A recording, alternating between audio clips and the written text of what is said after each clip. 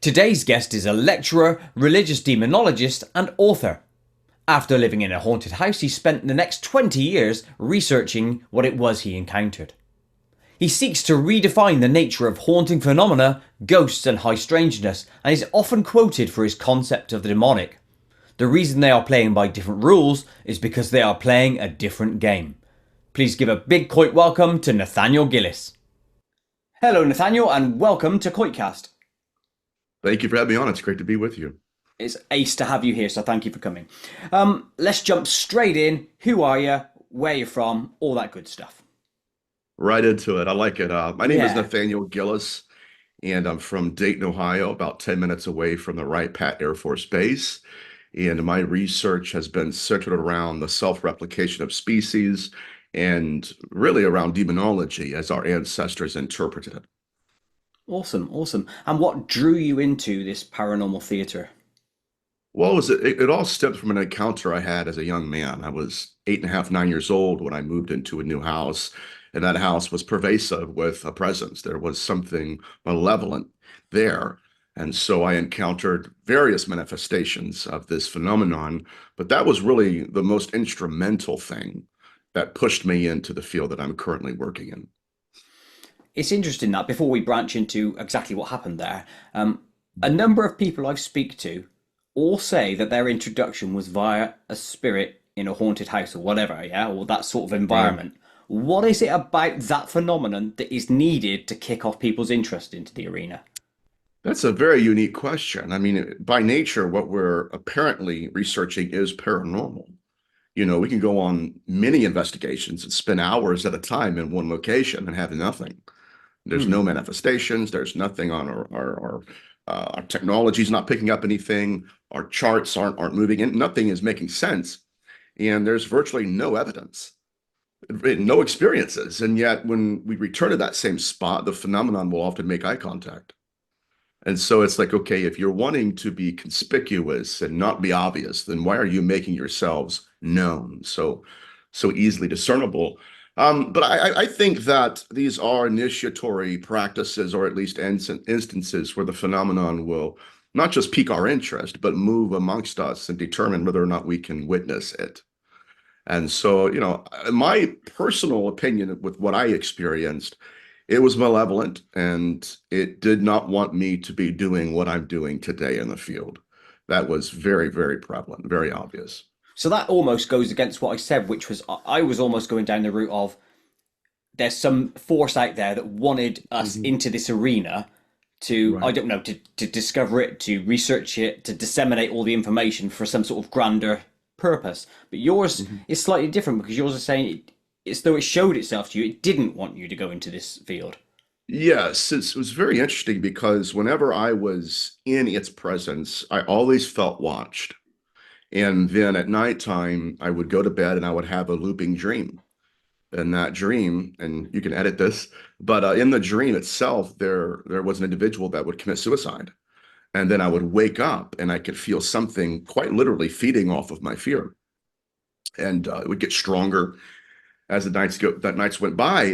But there was a period of time where I had to kind of learn from it as it was learning from me. And so there was this kind of co-evolving we both had with each other. And so I kind of created a coping mechanism where I had to allow myself to feel the fear it was projecting without being afraid of who was projecting it.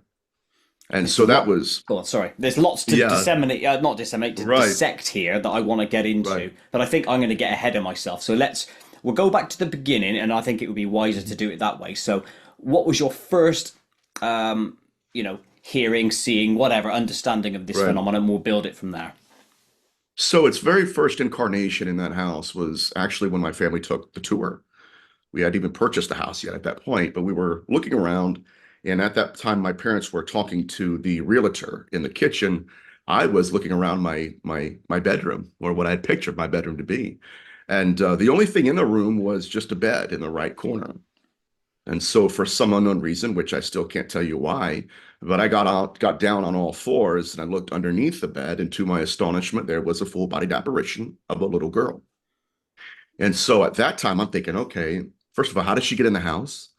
And, I had no real context. I had nowhere to put her. And so I basically just thought that she belonged to a family that lived in that cul-de-sac or something. But no, once we actually moved into that house, I got to know the neighbors, and none of them knew who she was. They could not place her either. But once I moved into that home, that's when I realized that that was an entity masquerading as something, Oh, so and when it you initially evolved. saw the girl, assumed it was a real person at that stage. Exactly, exactly. That's how, yeah, that's how manifested this being was to Hmm. me. And that was just one of the manifestations I remember at the particular beginning of it. Um, but it was also during that manifestation that I smelled a stench of rotting or decomposing organic matter. And once again, there was nothing in that room save a bed. There was nothing. No cat, Hmm. no drawers, nothing.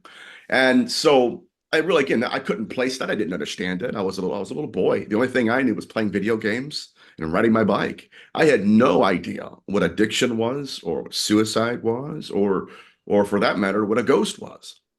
And so that's why I say that was profoundly instrumental in piquing a curiosity in me, not just because it was something other, but number one, I didn't want to feel crazy, and I knew I wasn't.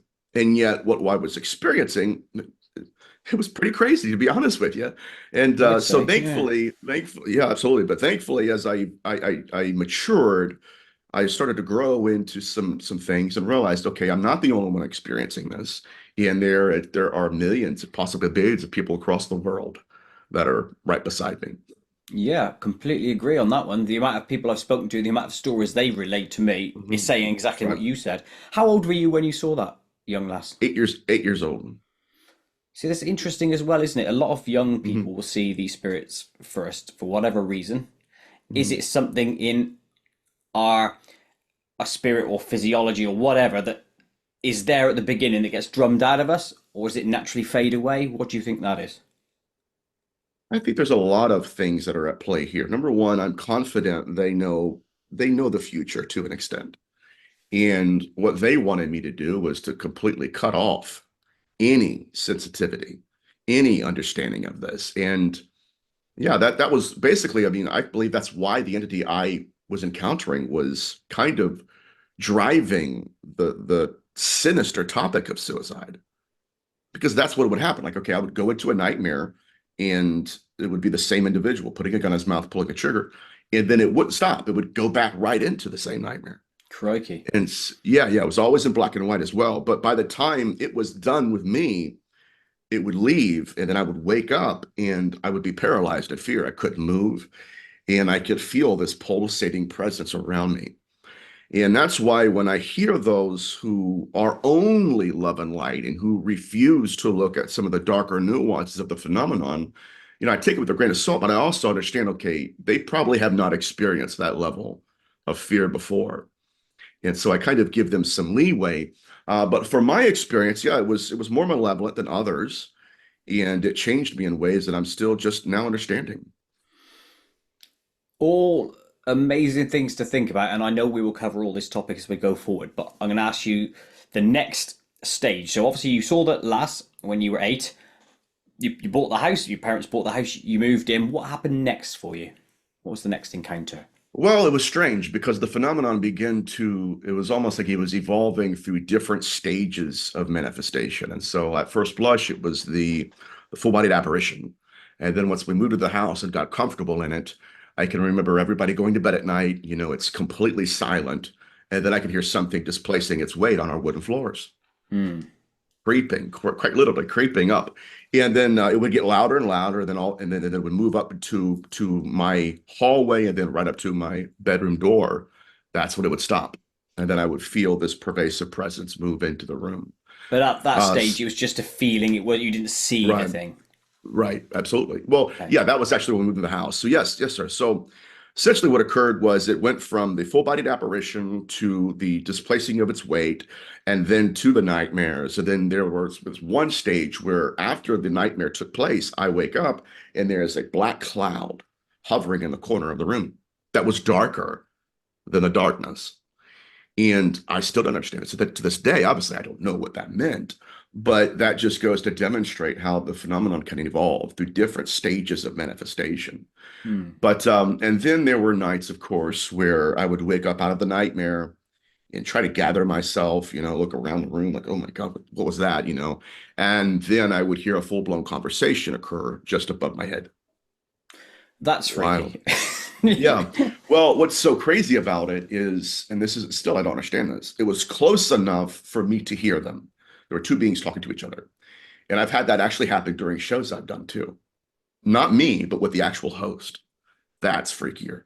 And but they were conversing with each other and they were loud enough to me to where I could hear them, but they were far enough. I know it's a paradox, far enough away from me to where I could not understand a word they were saying, Was it which is babble or not, was it real language? no, it was almost like I could understand. Oh, that sounds like, wait a minute. It's almost like if you've ever had a dream where you hear somebody say something or something you remember in the dream, then you wake up and you're like, I remember them talking, but what were they saying? And that was disturbing. But like I said before, I've done a show with a couple hosts in Rhode Island where we're in the green room before we actually press record. And one individual had headphones, just like yourself.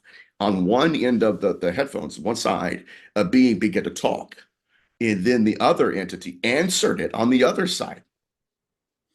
They get to converse with each other. Absolutely That's freaky. that is Yeah, freaky indeed. yeah. But So here's a I don't question. know. Sorry, go Go on. ahead. Well, yeah, of course we don't know what's going on there.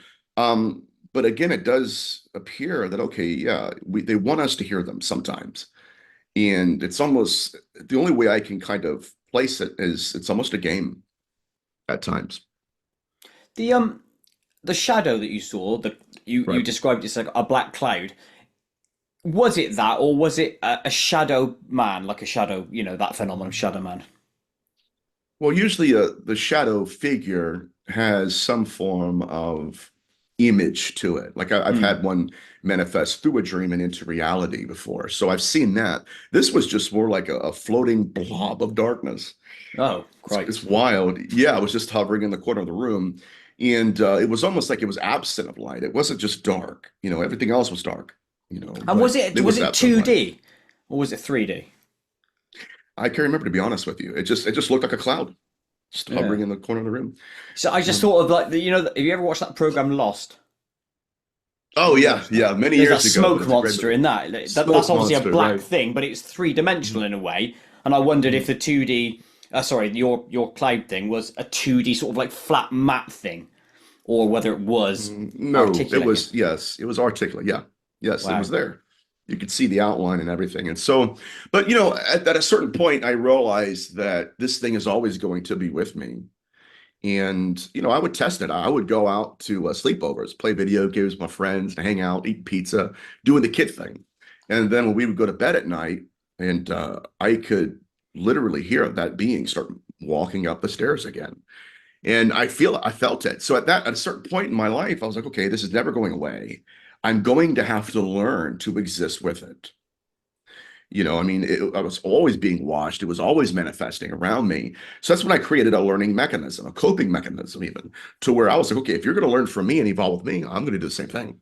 And so I would start to monitor my thoughts. It would even start to send thoughts into my mind. And then it was almost like it was monitoring whether or not I believed them. And Can if I I ask you a believed question them, about that? yeah, Sorry go for ahead. I know I'm interjecting a lot, but it's important this one. Mhm. How do you know that voice that's coming in isn't your voice? How do you Good discern question. that? Good question. Well, the voices that were coming to me were very negative, stuff that was out of control. Like I'd be just living my life, and then boom, they would be very negative towards me, my self-image, all that kind of stuff. It's very strange. And so when I would catch them, they would always be attached with an emotion, and that emotion was coming from the entity, and then would say, "Okay, do you agree with this?" And if I agreed with that negative emotion, it seemed to empower the entity that was projecting it. And so there was a form of permissive will involved. And I realized that there were certain occasions where the more I believed in those thoughts, the more I allowed myself to believe in those emotions, the stronger it became in my life. And so what I started to do is I would catch the thought and say, okay, you know what? Yeah. Because I would get bullied sometimes. And it's okay, you know what? You deserve to be bullied. they're right about what they said about you. And it's like, I didn't think that. I don't want to think that. I'm trying to be, I'm trying to have self-image here. I'm trying to be a good kid, whatever. And no, but when I realized that, that there are certain entities, especially this one, that took pleasure in that, and that it fed on the fear that it would project. And so that's why when I mentor people, specifically within malevolent investigations, you have to feel the fear without being afraid. You have to kind of separate yourself and say, okay, that's not me. And the way I did it in my youth was anything that was negative. See, whenever I would encounter this being, it wasn't just fear. It was a supernatural fear. It wasn't just negative emotions. It was a supernatural negative emotion. And that was one of the ways where I was like, okay, this is not just a thought. There's a presence around this. And that's how I separated myself from it. And thankfully, about 5 years after that, it completely left. Now, that's not to say that from time to time I'll be an investigation or I will pierce the veil in research I've been doing. That will manifest again. It'll find me. But thankfully, I've also evolved and I've grown a certain amount of immunity, thankfully. Well, yeah, amazing for you to do that. To Yeah. have to go through that crap to begin with. To be fair, which leads me to a question, True, which true is, story, brother. True story. yeah, when you're young, right, and this Mhm. stuff's happening to you, are Right. you at that point thinking, I'm not telling anyone because everyone's going through this? Is that what you think? Everyone else is having the same thing? Well, no, it's interesting. I didn't tell anyone because I thought no one else was going through Oh, this. okay. Yeah, I mean, I would ask my parents, of course, have you guys been hearing this? They're like, no, no, not at all. So I'm thinking, oh my God, I'm losing my mind here. And that also played a role in it because that's what phenomenon wants you to do as well, right? Think you're going crazy.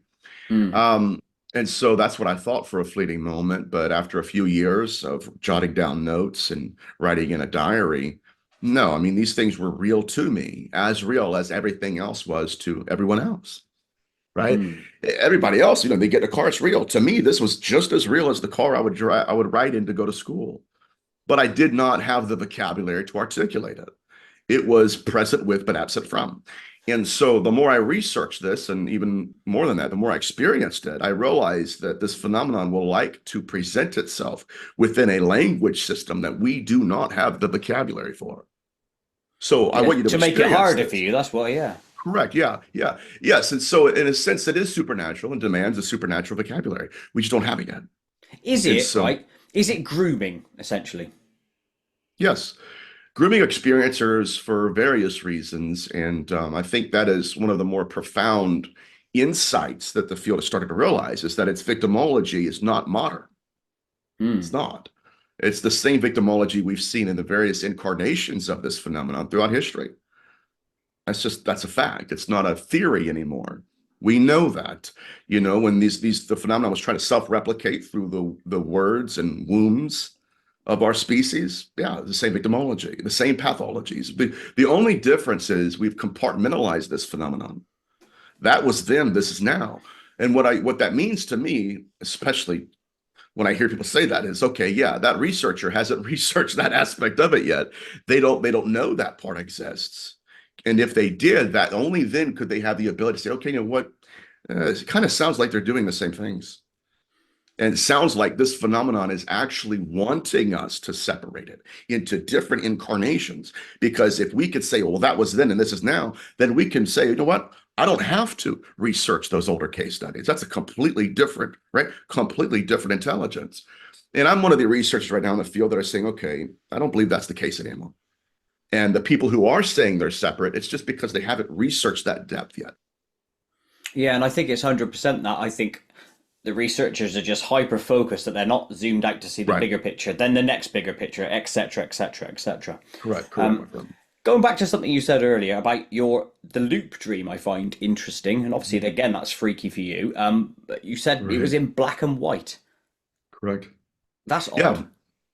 Very strange, very strange. And back to the dream, I can remember I was walking, if you want to call it walk, it was kind of like skipping. It was very strange. But anyways, I was moving towards, if I could say that, towards this picnic table underneath a shelter at a park. And there were two young men. Both of them had their backs turned towards me. The one on the right had a needle in his arm, which again, I didn't even know what sugar diabetes was. I had no idea what, to administer insulin was to a person. I didn't even know what addiction was. And yet there I am, like, what in the world's going on? Well, the young man on the left actually turned around, made eye contact with me, pulled out a black 357 Magnum, put it in his mouth, pull the trigger. Now, whereas other dreams sometimes, they'll end. That's what dreams do. If that's the conclusion of it, we're done. Well, no, Mm. it went right back into the beginning, where now I'm further away from the picnic table, and now I'm moving again to these individuals. So it made no sense to me. I couldn't place it, understand it, and I can just remember waking up in paralyzing fear because there was evil there, and it had a certain feel to it. And now that I'm 35 years old, I'm old as I'm getting old, man. But now when I do investigations, there are times, like I said, where I'll feel that. I'll go home to my library and I'll sit down and kind of go over the notes throughout the investigation, and that entity will find me, or that intelligence. And Mm. with that presence, there is just a feeling. That's the only way I can explain it. And it's unlike it. It's just like that was my very first time encountering the phenomenon. That's where it brings me back to. Yeah, it's like your origin Strange. point, if you will. The Yeah. black and white thing has me intrigued. Is it because it was almost like a film being shown to Very you? good. Yeah. Yes, absolutely. Yes, and we've seen that in UFO abduction phenomenon as well, where it's like a screen memory, Hmm. where even where when UFOs have appeared to children, right? It's a looping. They see beings walk out. It's a loop. So yeah, there are characteristics that kind of unite this field underneath one umbrella, and I think that was one of them, to where it was a program, not just a dream. Which now that right there shatters our paradigm. Yes, there's Now lots to we're explore there. searching. Right now, we're looking for vocabulary that actually fits what we're experiencing. And I think that's where we are. I think that a lot of us are getting tired of the old nuances, the old tropes, the old dogmas that are so often promoted. We have one conference, it's just about this, and it's all old research. There's no new insights. And I think that's honestly because we've compartmentalized it and we believed in the alien alias, not realizing, okay, yeah, why are they why are they doing the same things that they've always done throughout history? And that's why I'm glad to be with others in the field that are all also asking that question, because I believe that's going to yield new insights and new revelations. And I think it's going to be awesome. I'm looking forward to that. Yeah, was speaking to Steve Mira, and he was highly Mhm. of that mind, and that's what the research is showing. Right. It's all one phenomena, just wearing different costumes for whatever point, you know. Yeah. 100%. 100%. I love Steve to death. I was talking the other day. Awesome, awesome researcher. Very Again, much so. Yeah. awesome friend. Yeah, and so if we're looking at this as a singular intelligence incarnating over and over again throughout history, only then can we realize how it is that you see demons that are supposed to be playing by demonic rules, and then suddenly it doesn't. Okay, And so when we it expand makes no this, and when sense. we do talk about demons in a sec, Right. in a way, we'll have to step back from ourselves because I know I have to put it into the vocabulary of demonology, but realistically, Right. we're focusing in but at stepping back at the same time. Yeah, that's how we'll try and play it when we go Right. into it. Correct. Right. Right. Okay, so there was one other thing I thought I had. So you mentioned earlier that it was feeding off you, this creature. Mhm. So are we food? Is that all we are? I think we are a source. And I think when I use the word feeding again, we're looking for vocabulary that fits. Feeding, yes, not in the sense that again, like we're food, but that we are a source of something for them. Now, this gets deep, but it was almost that belief played a major role in the cognitive interface the phenomenon was employing. Do you believe this? I believe that. Okay, then it's almost like now it could step into that role in a deeper way. I've noticed the same pathology demonstrated through demonology, incubi and succubi encounters, debook phenomenon, and even the 21st century now, right? The UFO abduction phenomenon, where when the phenomenon masks itself and manifests, if the experiencer believes in that particular incarnation, it feeds and further strengthens the intelligence behind it, which is a change of paradigm, but there is a weird majesty and mystery with this, because it's like this. Okay, we give it an archetype to play, it leans into the archetype. But by believing into that archetype, you somehow strengthen and really, really, how should I say this? Really empower that intelligence to have more authority in your life and in that entire encounter.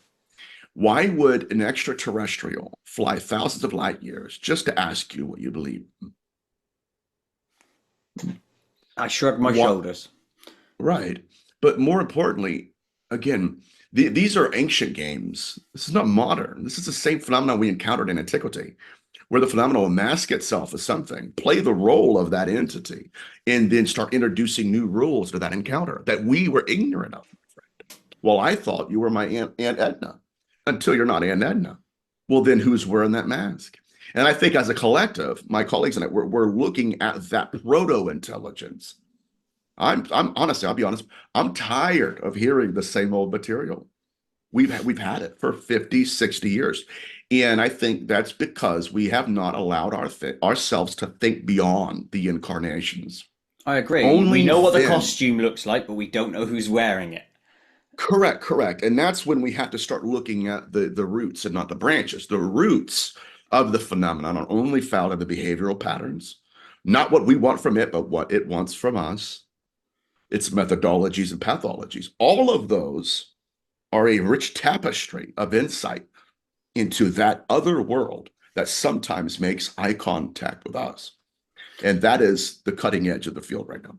Right, now you mentioned obviously about the belief almost opening the door, if you will, to the thing to get into us, so to speak. Right. Does that mean, right, that we have created our own UFO flaps? Because as belief has grown over the years, it sort of like creates more Yes. UFOs, and then it's sort of like spiraling effect. Well, in a sense, it's almost like, yeah, I can manifest as that now. So in a sense, you can see me without seeing me. And so, What right, the? Yeah. right, you're seeing my mask, but you're not seeing the eyes behind it. And so it's a strange cognitive interface employed by the phenomenon. But let's go a little bit deeper here. It leans into archetypes. Archetypes. In which era literature, when there were demonic flights occurring, it was not it was not self-correcting. So let's say a practitioner of witchcraft or demonolatry would be abducted and taken on a demonic flight.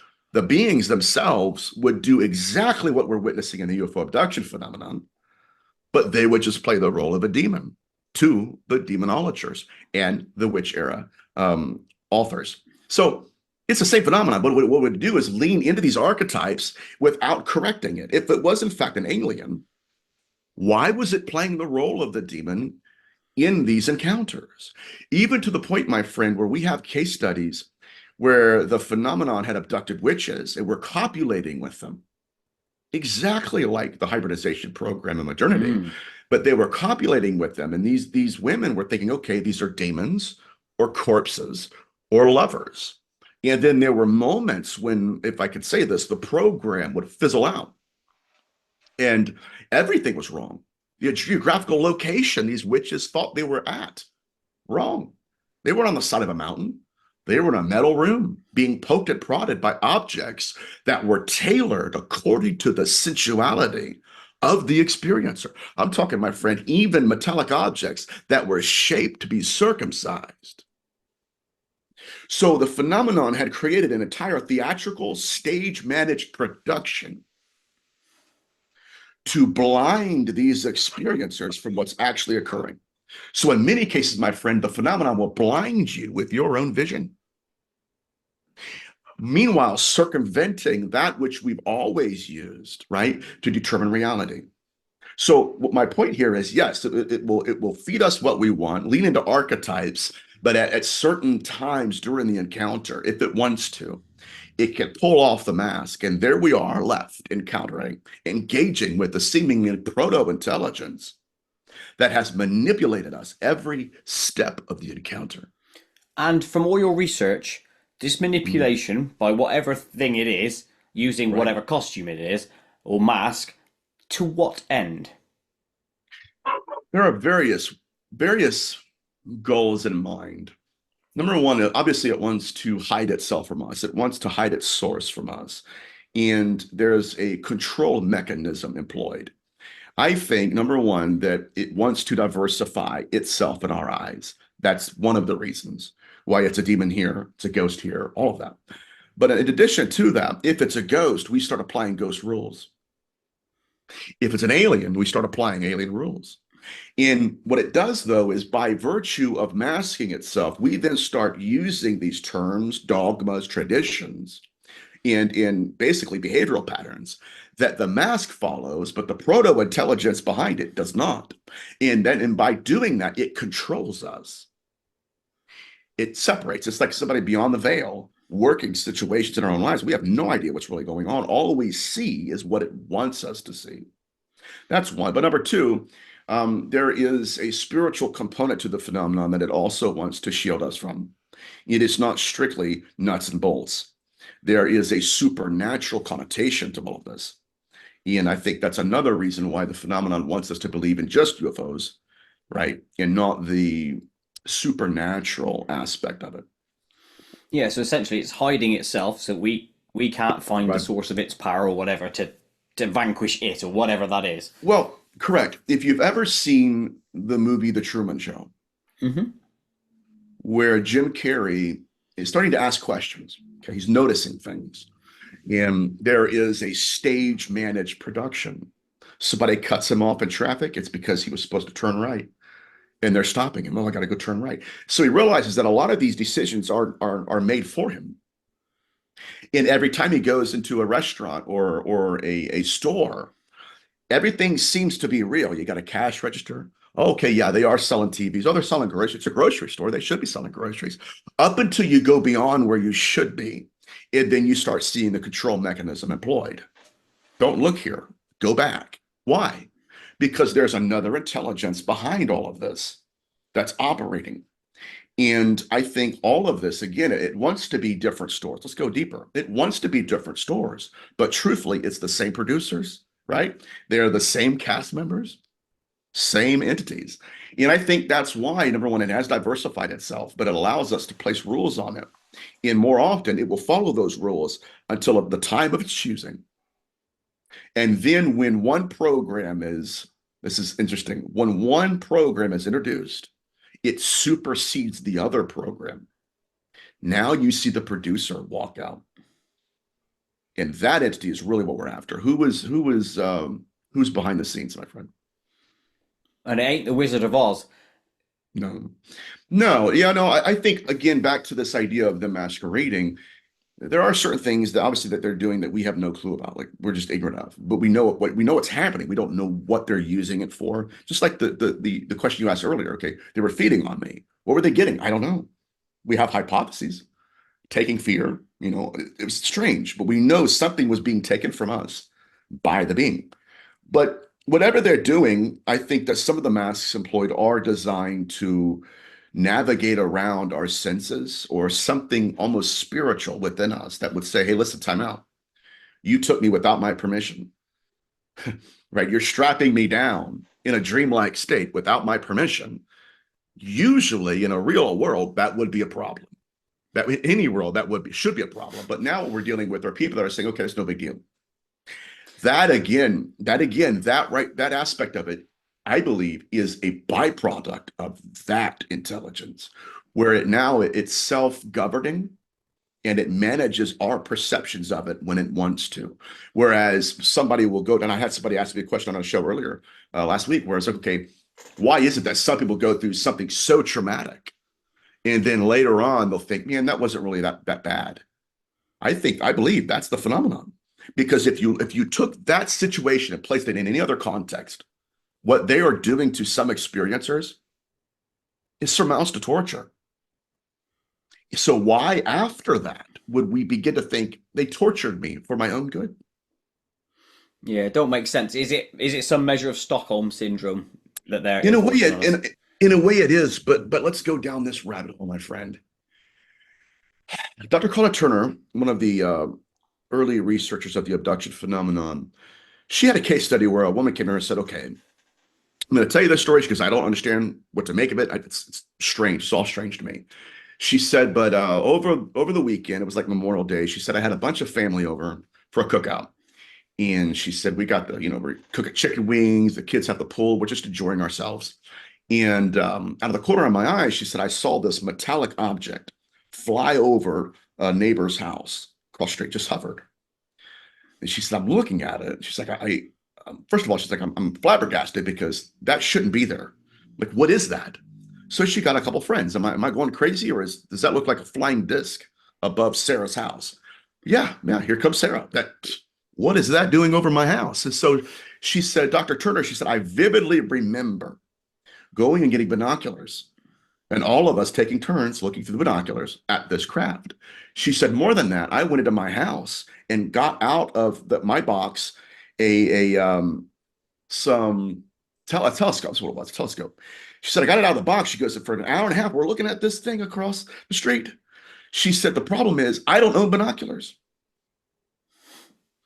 She said, and the next day I woke up and went back down to make sure I wasn't crazy. The telescope was still in the box it came in and unopened. So there's management perception going on. And so what disturbs me more than anything is, whereas in any other context, some of these case studies would be like, okay, that's obviously you're manipulating me. Number one, you're lying to me. Number two, you're doing things to me without my permission. And watch this, in many cases, without my own awareness. And that's where I start drawing the line where, okay, is it trying to raise our consciousness? Is it trying to teach by torture or trauma? Or is this laughable? Or is this, again, the phenomenon managing our perception of it? Whereas in any other case, like, yeah, that doesn't work. We should start questioning their intentions with us. No, I believe in many case studies, the phenomenon is coming back around. And just like it can manipulate the mind, start saying, you know what, that wasn't that big of a deal. We wanted to help you. Okay, right? Why are you replicating through me? Well, that's for your benefit. No, it's not. And there's at some point, it's like, okay, I don't want to sound stupid, but hey, look, it's very obvious there are certain case studies that are not love and light. Oh yeah, loads of them. I mean, there's loads of people as well. Even if you just take the UFO field of study, that think there's people, it's all negative, and there Right. are those love and light people, and I don't know where to stand on it. I probably would believe more towards the negative, because if you're being abducted, that's not a positive. Do you know what I mean? Well, yeah, I mean, read the tea leaves here. It should be obvious. Mm. But what we've done is, this is so fascinating too, because it's kind of a contradiction. Whereas people don't want this to be supernatural, they start to spiritualize it. And they'll say things like, again, well, they're trying to raise our consciousness. How? Well, it makes no sense. And once you get into the literature and start, again, deconstructing the lies and propaganda given by this phenomenon, you start to say, okay, yes, they're not doing this for our good. And in some cases, they've been outright lying to us. I mean, for instance, okay, if we say, okay, this is just UFOs and aliens, and like I said before, we neglect to look at the parapsychological aspect of it, all that, then all we have are these case studies. So we have no frame of reference. We have no historical context, right? So in modern abduction phenomenon, we have case studies of beings manifesting to women in the images of their husbands. That happened to Ted Rice's grandmother. Where have we seen that first? It's not in modernity. I know I'm acting like a child here, but again, we've seen that in incubi literature. That was the same phenomenon occurring in witch era literature as well. And so this is why I'm coming to the forward and saying, listen, I don't believe in aliens. I believe in aliases. And this is just another alias That's employed a by good this phrase. intelligence. Put on a t-shirt. I'm just kidding. You should do. we've got some merch, my man. No, but yes, and it's just another modern incarnation of an ever evolving intelligence.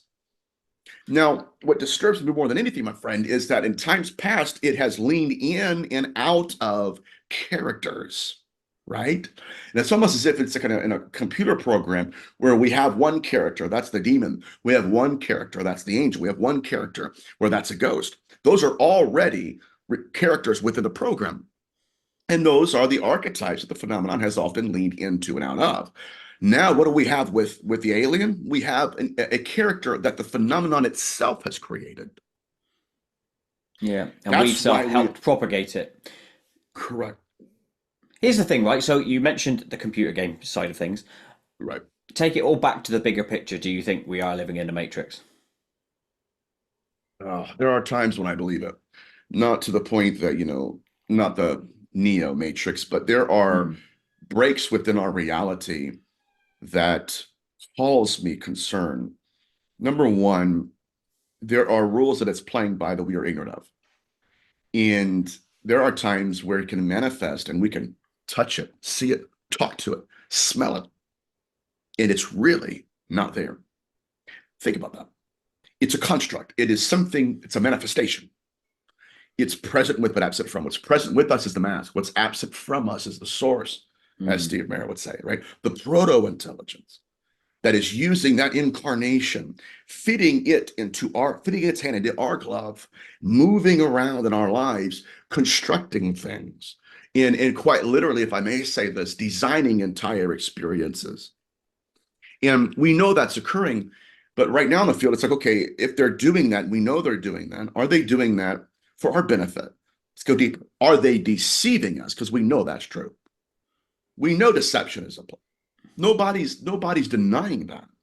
The only question we're asking now, and it doesn't really matter who it is, it doesn't matter if people think it's negative or positive, regardless, is the deception for our benefit? That's where we're at. Well, And yeah, how are you going to know the answer to that question short of dying um, and seeing the other side if that is part of the process? right. Yeah. Well, I think if it was all love and light, they would not be threatening lives. Like quite literally, I have a book behind me called Beyond UFOs. It was done by one of the most prominent scientific research groups in the world. And in it, there's a case study of a young man who went through a catastrophic car accident. And he said he had a near-death experience and an out-of-body experience and an abduction encounter all underneath one umbrella. And so he floats out of his body, and it's an abduction scenario. He's in this metallic room. He's talking to these beings, and these beings address him by name. Hey, Charles, let's just say Charles. Do you know where you are? No. Do you know you're out of body? Yes. Okay. Let me give you the rundown. You were just in a catastrophic car accident. Now, your doctors do not have the scientific prowess to put your body back together again. Okay? That's not good news, but I'm listening, right? And they said, but we do, and we can help you live. We can reconstruct your body, put your soul back into your body, and we can, you could survive this. You won't, but you can with us. And he said, well, what do you want from me? And they said, we want you to become our prophet.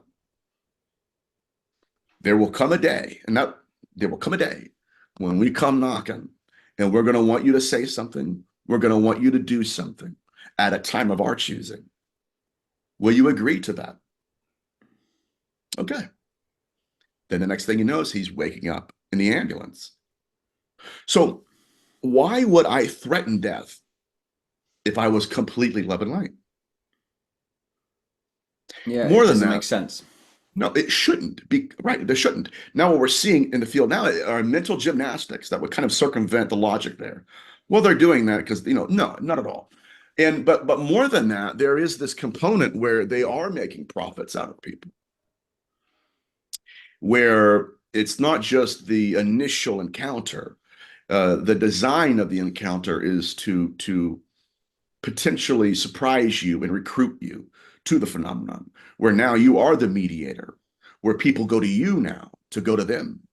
And again, this is just another nuance we've witnessed in antiquity, where at the emergence of altars, the phenomena would create prophets, where people would go to that prophet. And that's pretty much what we're experiencing today, which we can get to that later on in the interview. But there's this replication of species and replication of doctrine being employed as well. And I think that's just another interconnectivity between modernity and antiquity. Right, let's just throw this at you then, and this is not done in a slight way, but does that mean that you're also a prophet of some No. variety? Well, I think that the prophet I'm referring to is someone that propagates love and light. That's what it wants. Okay, I would be kind of the inversion of that. I would be the one who they wanted me to build the altar, and I'm questioning why. good. You're the Does it asking make questions sense? type. Yeah, no, it does. So it means they wanted you to, and you said, no, why? Why would I? That sort of thing. Correct. Yeah. So there, by virtue, okay, yeah, by virtue, let me say this. There are various theories regarding what this phenomenon wants. There's one theory that I've heard regurgitated over and over again. Okay, the more you talk about it, the more it's going to bring attention to it. Okay, that's fine. But it's not just attention they're wanting. That's it's worship. It comes down to I'm going to give you a supernatural experience, and then you're going to go back to the source of it. You're going to go back to the fountain because you're thirsty. When you get to that fountain, only then when you realize that this doesn't come free. And then you start to see what it wants from us, not what we want from it. That's technology. But what it wants from us is far more ancient than what we're witnessing right now in modernity. And I wish we knew exactly what that was, because then you'd know 100% Yeah. to stay away or go towards, wouldn't you? Well, correct. But it's grooming the human condition. That's why it localizes itself out of the corner of our eyes sometimes until it wants to make eye contact. It seems like it's in total control. It really is. And it's terrifying at times because, as researchers, we're like, okay, we don't want that to be the case. We want to have some sort of autonomy here. But that's why I believe that, yeah, come drink from my fountain. And then when you get enough, you're going to want more. Well, what do I have to do to get more? Okay. Then you see that proto-intelligence starting to emerge slowly. This is why in antiquity we had practitioners building altars near portals.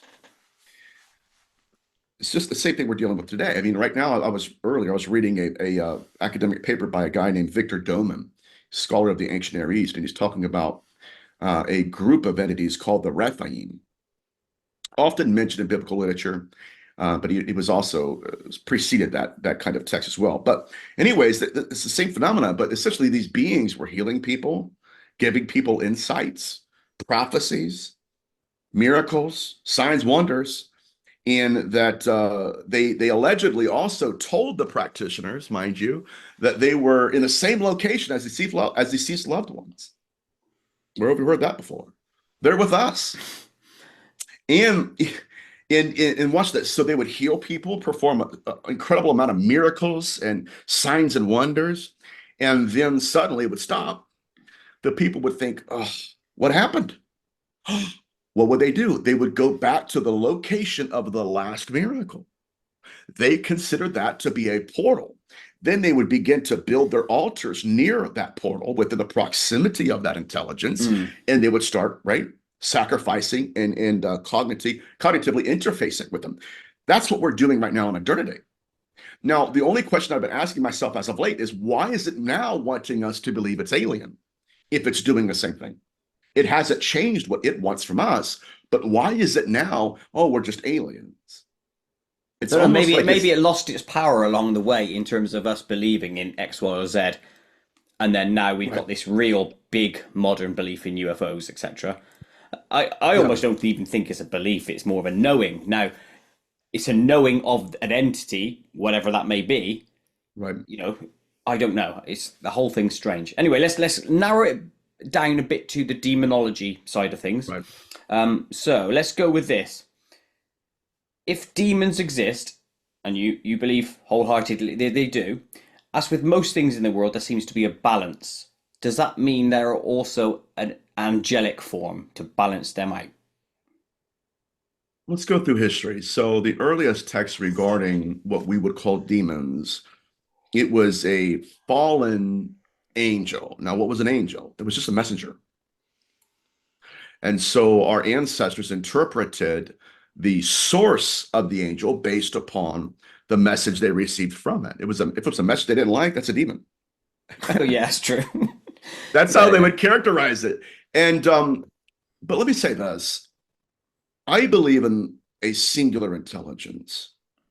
And even what we're calling demonic today is still just an incarnation.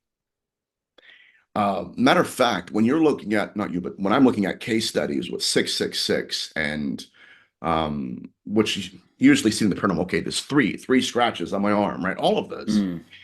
90% of the manifestation of the demonic now is not centered around biblical literacy coming from the demon. Think about that. You'd think If I was an American and I wanted to prove to you that I'm an American, what would I do? I would do American things. What I wouldn't do, watch You'd be this. having Let's you'd go. be eating a hot dog right now. Yeah, yeah, a cheesesteak. What I wouldn't do is play into the American stereotype. I would be an American. No, matter of fact, I would not bleed in or lean into, if you will, what you knew about Americans. I would be like, okay, listen, that's my source. I'm true to the source, right? The Constitution, right? All that stuff. What we're seeing now in the field is, okay, I'm a demon, but I'm pulling 666. What is 666? It's gematria. Linguistically speaking, that is when the authors of that text took letters and had numbers within them. And so one letter or one word, you could actually deduce that to numbers. And so where I'm reading a number, it's actually a word. So 666 in that text, if you look at the numbers there, or the words rather, that accompany the numbers, it meant Nero. And that text was only written in two languages, Aramaic and Greek. Both of them said Nero, not just one. Nero was a world leader at the time that text was written. What is a demon doing using that as a way of communication? That is not demonic. But if you ask the housewife, if it is, of course it is. Why? Sunday school teacher told me that. So what is it doing again? It's leaning into archetypes that are not inherently rooted in history. It is evolving according to our awareness. Now that intrigues me because, again, it's not rooted in any kind of literacy like you would think. This goes back to another case study of Father Sinisterre of Amino. He's a Franciscan priest who he had just gotten done eating dinner with the family, and he's walking on a dirt path back to his house, and here manifests from the woods a demon. He's looking at this thing, trying to, okay, what is this? It's a demon. It looks like a demon. And yet when he started to converse with it, it played by no demonic rules. So it looked like a demon, smelled like you could touch it. It's a demon. But when you started to look inside of the consciousness that had possessed it, the consciousness was here. The demon was merely an incarnation. That's when he started employing holy water and amulets and Bible scriptures, only to realize this is a pagan demon. Now we're getting deep. What is a pagan demon? Well, it's a paradox because religion defined what the demon was. But inherently, that demon didn't even believe in that religion. What is going on here? It appears, again, that these are merely characters in a game. In that by the time we start realizing, oh my God, here's holy water, and here's, oh my God, it's an alien.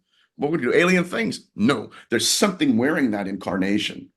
And by the time we as a species realize that, it's almost too late because we're already applying the wrong rules to the mask it's wearing. That's a big piece Which of the takes us puzzle. back down to the original question that we spoke about earlier. Are we living in a matrix? And where the code is being changed, or a new No, character comes into the no. plot of the game, whatever, and pisses around with you like a troll or whatever. Um, I'm leaning towards more of the simulation aspect of it. Mm, Not 100%, not 100%. But it does appear that the phenomenon can guide people. Matter of fact, Barbara Bartholic, it was James Bartley's mentor and a contemporary to Dr. Carla Turner. Barbara Bartholic was told by the phenomenon, we're targeting you. We're going to adjust you because of the work you're doing. And so on Thanksgiving weekend, she's with her husband. They're on the highway. A car swerves over out of nowhere, just driving, and boom, cuts her off right after the threat. Right after the mm. threat, gets cut off in traffic. Car flips over, and I think it killed her husband, unfortunately. So, I mean, John Mack died in England, That's right. right? Yeah, You know how many other John Macks died that night? The same I city? don't. Yeah. Same city, same night. So there are times when even yesterday I was out to lunch. This is incredible, but I don't know what to think about it. One of Dr. Carla Turner's experiencers that she had worked with had a dream last night, very vivid dream, or the night before, where an entity called it by name and said, "Listen, you no longer need to pay attention to Nathaniel Gillis's research." How does that make you feel? I was like, "What?" Yeah. Don't give him the time of day. This is interesting too. Don't even mention his name to people. So yes, there's a phenomenon here that can self-correct when it wants to. Then why isn't it, if it is purely extraterrestrial, why didn't it self-correct in witch literature when it appeared as demonic? That should raise a red flag, my friend, because these women, that's a corpse, that's a demon. No, hold on. I'm an alien. Don't you know that? No, it didn't self-correct. Why? Because that was the modus operandi. And then when they realized, oh my God, this was all a facade, it was technology. So there's a lot going on here, but the Matrix model, actually, matter of fact, let me say this. Have you ever seen the movie The Dark City? Yeah, brilliant movie. I'm leaning more towards that. It's much more Gnostic. Also, it almost explains deja vu to a point, doesn't it? Yes, and that's essentially what's occurring. Mm, Why aren't you falling asleep? Right. And I mm. believe that plays a role in the initiatory practices we're experiencing in our youth. It works on everybody else, but why not you? See, it's almost like an entity that is invisible to everyone, but is curious as to why only you can see it. You know what that means? You can see what's doing. You can sense it. And in some ways, especially within the context of Dark City, that was their curiosity. The fact that they could not put you to sleep, the fact that you did not believe in their lies, that made you a threat. Mm. Very, very apt. Very, very apt. Unfortunately. Yeah, and they make when you start really digesting all this mentally and then like parsing it out in your brain, it makes you think, what the hell is going on? What are we in here? This isn't Right. just humans on Earth. We're on a planet, we're experiencing stuff day to day, there's materials, we die. There is Mhm. something massive at play, and it has massive implications for our lives here. And that Yes, makes you feel yes, small again. yes. That was how I felt in my youth, right? Being in the Mm. presence of it. Matter of fact, I can remember it made me feel a little small particle in the presence of the shivering abyss.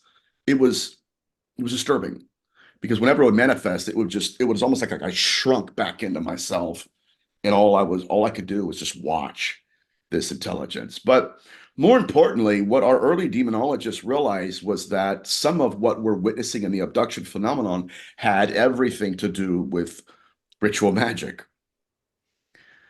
And that whereas, okay, so let's get back down to some of these roots and ancient traditions. So the Lilith phenomenon, right? That was the idea that beings would manifest to men and harvest things from them, secretions, Hmm. excretions. So in witch-art literature, that's what early demonologists really thought. Because at the same time there were men experiencing that phenomenon, there were also lights witnessed hovering over graveyards. They could not understand that until demonologists started to correlate what the phenomenon was harvesting from men. They triangulated that with actual handwritten notes where practitioners were saying, I need the excretions from a recently deceased male. And then they realized, wait a minute, the phenomenon was just hovering over those graveyards yesterday. So, Mm. so at first blush, what they thought was the phenomenon was harvesting secretions based on the vitality of the man and the fertility of the woman, when that was true at a certain degree, but more than anything else, what they were taking from us was also exactly what was needed in ceremonial magic. Yeah, I know And I believe exactly. 100%, I believe 100% that's exactly why the 90, that's exactly why this phenomenon favored ritual magic over scientists. See, what we're learning now, my friend, is okay, is it possible that we want technology, therefore it gives us technology? Okay, that's great. But we've made the fatal mistake of, well, it wants technology too. No. What if it wants worship? Yeah, what if it Because wants your again, soul? Even worse. yeah, that has been hypothesized before. Absolutely. But is that why Jack Parsons was collecting, right, intelligence, revelations by virtue of incantation? He's not out there probing the darkness with science, nuts and bolts. He's building altars, my friend. So where does that put us right now in the scope of things? Here's what I would suggest. If our model of the phenomenon is wrong, then it's possible our timeline for disclosure is equally as wrong. If we're looking for disclosure in the sense of, okay, they're landing on the White House lawn, right? They're, oh my God, boop, all this stuff. If that's what we think disclosure is, right, we would never think of going back to antiquity and saying, is it possible that disclosure occurred when the very first altars were erected? And because we didn't have that blueprint, because the phenomenon told us to look here, maybe that's the case. Maybe because we have learned to be so scientific in just that, we didn't realize that science and spirituality are not dichotomies, they are dualities. Yeah, And if while we're that's looking over here, we've missed that. Yeah. Right. Yeah, we're building spaceships, it's building altars. If that's the case, then again, disclosure happened in antiquity. So then we would stop having to discover the branches. We have to go down to the roots. What waters the roots? That's what they want from us. Build an altar. I mean, even some of the technological nuances of the phenomenon, the implantation of consciousness in the fetuses, you know where that came from? Occult transference. These 90% of us has its roots in ceremonial magic. Now, that's, I believe, again, that's where I'm going towards. That's the direction my research is heading, because that is, I believe, the closest to the source than anything else we've seen to date. Does that make sense, first of all? Kind of. I'd rather you've hung your hat on something here, so I'd rather you explain that in depth what you mean exactly. You're saying you're focusing on a certain theory. What exactly is that? Well, first of all, in antiquity, again, there were experiencers and practitioners that would create altars within proximity of the phenomenon. Yeah. So that means that it had its own geography. This is where, and this gets back into Dr. Barry Fitzgerald's work and Steve Merritt's work, right? There were certain ley lines, right, where the electromagnetic field was more present, right? That is where the phenomenon would be more so than anywhere else. Yeah. Profound. And so our ancestors realized that. And so that's when they would kind of like, again, we have to change our geography. Our geography is not around NASA. This is where science works more than it. No, geography is where they are, within the proximity of the phenomenon itself. And so in antiquity, it's so interesting. When we had the very first altars, okay, when they were built with the intention of attracting this intelligence. Come down, manifest, give us insights. We want to talk to deceased loved ones, right? We want miracles. And then at that point, the phenomenon would then ask us, okay, we want you to do something for us. What is it? And so what's so fascinating is we have case studies, specifically within archaeology, where these practitioners would be sitting down at dinner and they would get a thought. And this actually happened. I want you to go out and I want you to take a small piece of metal and I want you to carve the name, my name, the entity's name, into that metal. I want you to implant that. Hello, ufology. Implant that into another person's body. In my consciousness, the memory merged with the metal. And now when the metal's inside, now I will stretch myself into the skin of that new biological avatar. That was the byproduct of ceremonial magic. I see what you mean now. That was an act of self-replication. Now we're getting down to the root system here. Not just that, but at that same time frame, there were dream demons that were classified as dream demons that began manifesting to women. They would first send them into this fury of seduction, where they believed they were encountering a deceased boyfriend or deceased lover or even a living lover. And then at the moment of consummation, the entities would then literally pull the mask off, revealing the proto-intelligence behind it, and stare into the eyes of that experiencer. We knew that as incubi, right? Incubi encounters dream demonology. But there's a text out there called the Apocrypha of John. And it says that the material image of the baby, the fetus inside the womb, bore the material image of the apparition that fathered it in that encounter. So it wasn't just replicating. This intelligence was not just replicating by virtue of implants. It was replicating itself by virtue of impregnation. So now the body, the fetus itself, bears the likeness of the apparition the mother encountered. So what are you saying That's here? deep. Are you saying that there's an ultimate overall agenda for NHIs, non-human intelligence, whatever these things are, to incarnate into Right. bodies via 100%. mechanisms? That's 100%. where you're 100%. putting all your eggs. Yes, the self-replication of species, and that's just one aspect of the phenomenon. But that is one of the most obvious interconnectivities. Like, it doesn't matter what incarnation this phenomenon employs, right? It doesn't. It doesn't matter if it's a ghost, the alien, the debug, no. That is a common thread throughout each and every mask. It doesn't matter. And I think, again, that means that there's a greater percentage of that within all incarnations than anything else. So what am I dealing with? I'm dealing with the replication of species, placing consciousness within the fetus and then taking the fetus out. Can I go deeper with this, or am I rambling? No. I see 100% where you're going with this now, which leads me into this question then. Does that mean that there is a good versus evil war going on, and what evil is doing here, if we term it evil, is just basically creating foot soldiers via this method?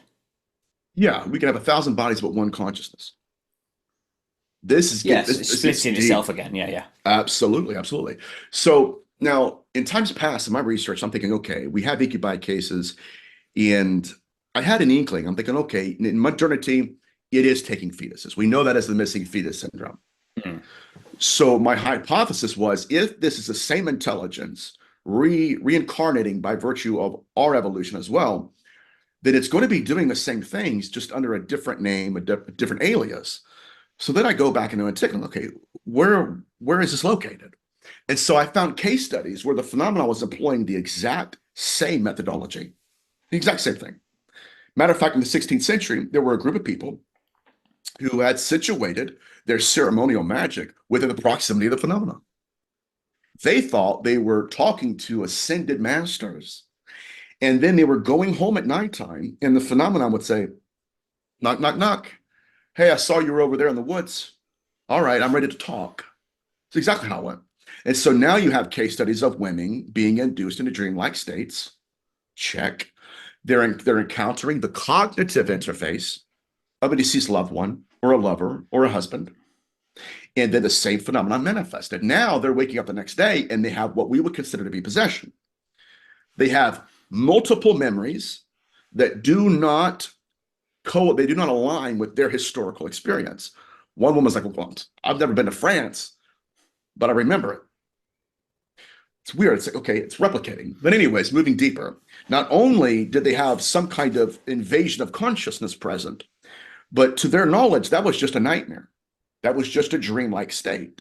But then they go to work and they look down, they realize they have ligature marks on their hands and wrists, and ankles, all of which align directly with their encounter in the dream.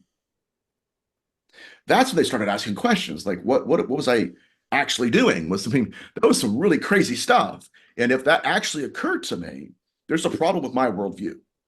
I was being invaded. Forget about alien invasion. I personally, as a being, was invaded.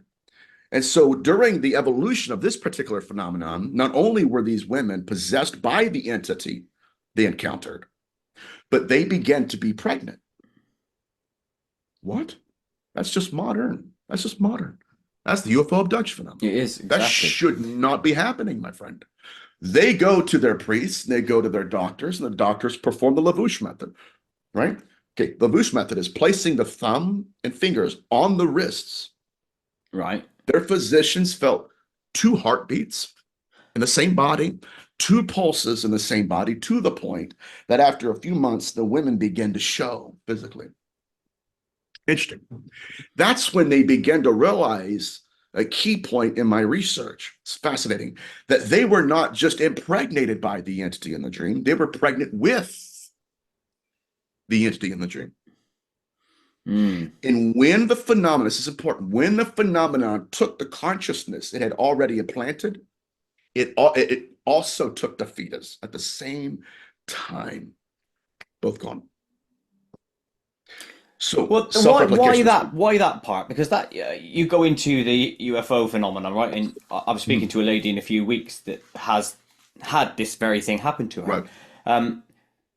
In that scenario, it's because we believe, or the lore believes that it will become a hybrid. Yeah.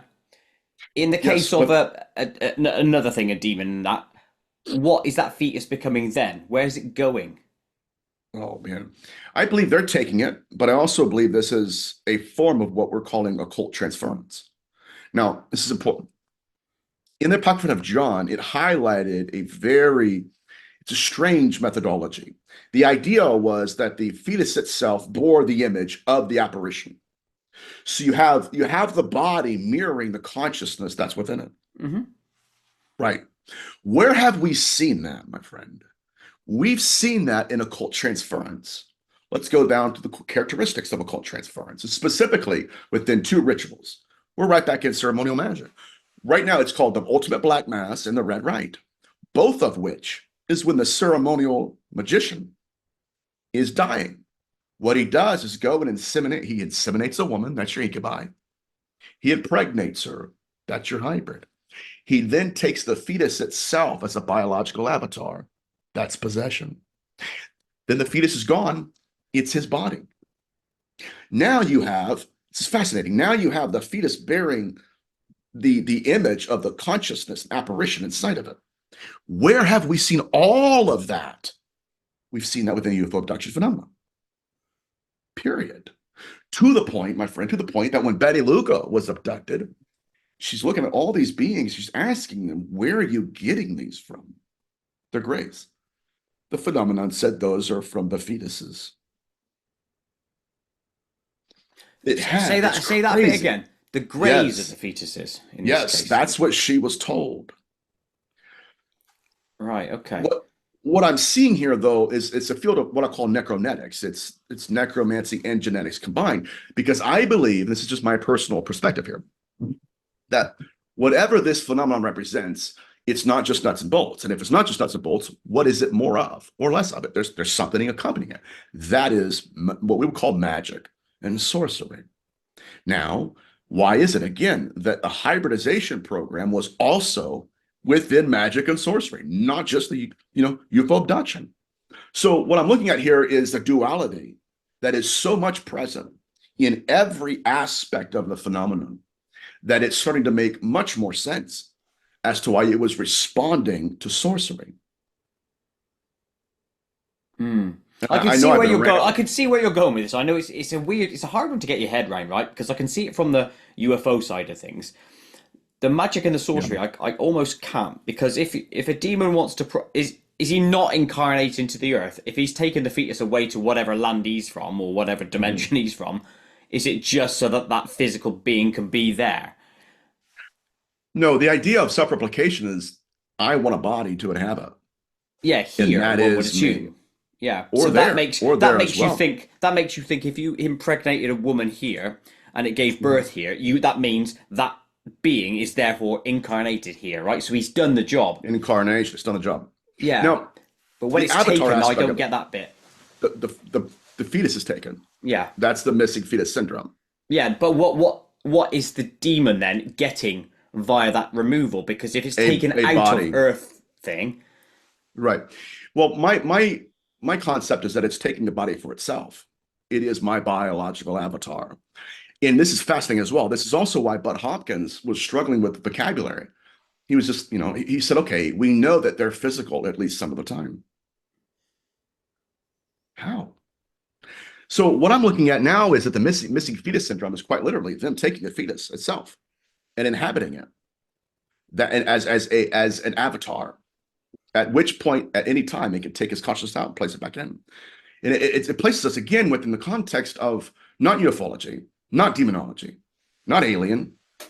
We don't have that vocabulary, but all we know is that there are characteristics here that cannot be a coincidence. They're doing the same things to the same victims and employing the same rituals at the same time. It's strange. It's very strange. I just want to try and get my head around the mechanics of it, but in a way, you almost can't say exactly what it is because how would you know? All you could do is theorize on it, isn't it? Yeah, it's all yeah, yeah, it's what we're all doing. Yeah, Yeah, absolutely. exactly. But Right. that is a Yeah. mind scratcher, that one. Well, I mean, okay, let's look at the what's called the terraform ritual, placing consciousness in metal. How would carving the name of an entity into an amulet, placing that, it's an implant. That's what we know as an implant. And Hmm. that would somehow transfer the consciousness of that entity into the body. What we're seeing there is the combination of ritual magic and science wrapped up in one rite. We didn't know it. They didn't know it. They just knew it as, okay, I have an altar. They're giving me insight into some kind of technological advancing. But what does it mean to them? And it just puts us as a species in a place where we are now forced to think outside of the box. It's not either or, it's both. But how can it be both? We don't know. Strange. Hmm. This is obviously a natural segue to what I know you've said on another podcast and shows is Right. that for the same reason you said about the inscription on the metal, like on a blade or whatever, you think the Mhm. alien implants are exactly the same thing. Is that right? I think that what we witnessed in antiquity, seeing technology, um, if less evolved rather, again.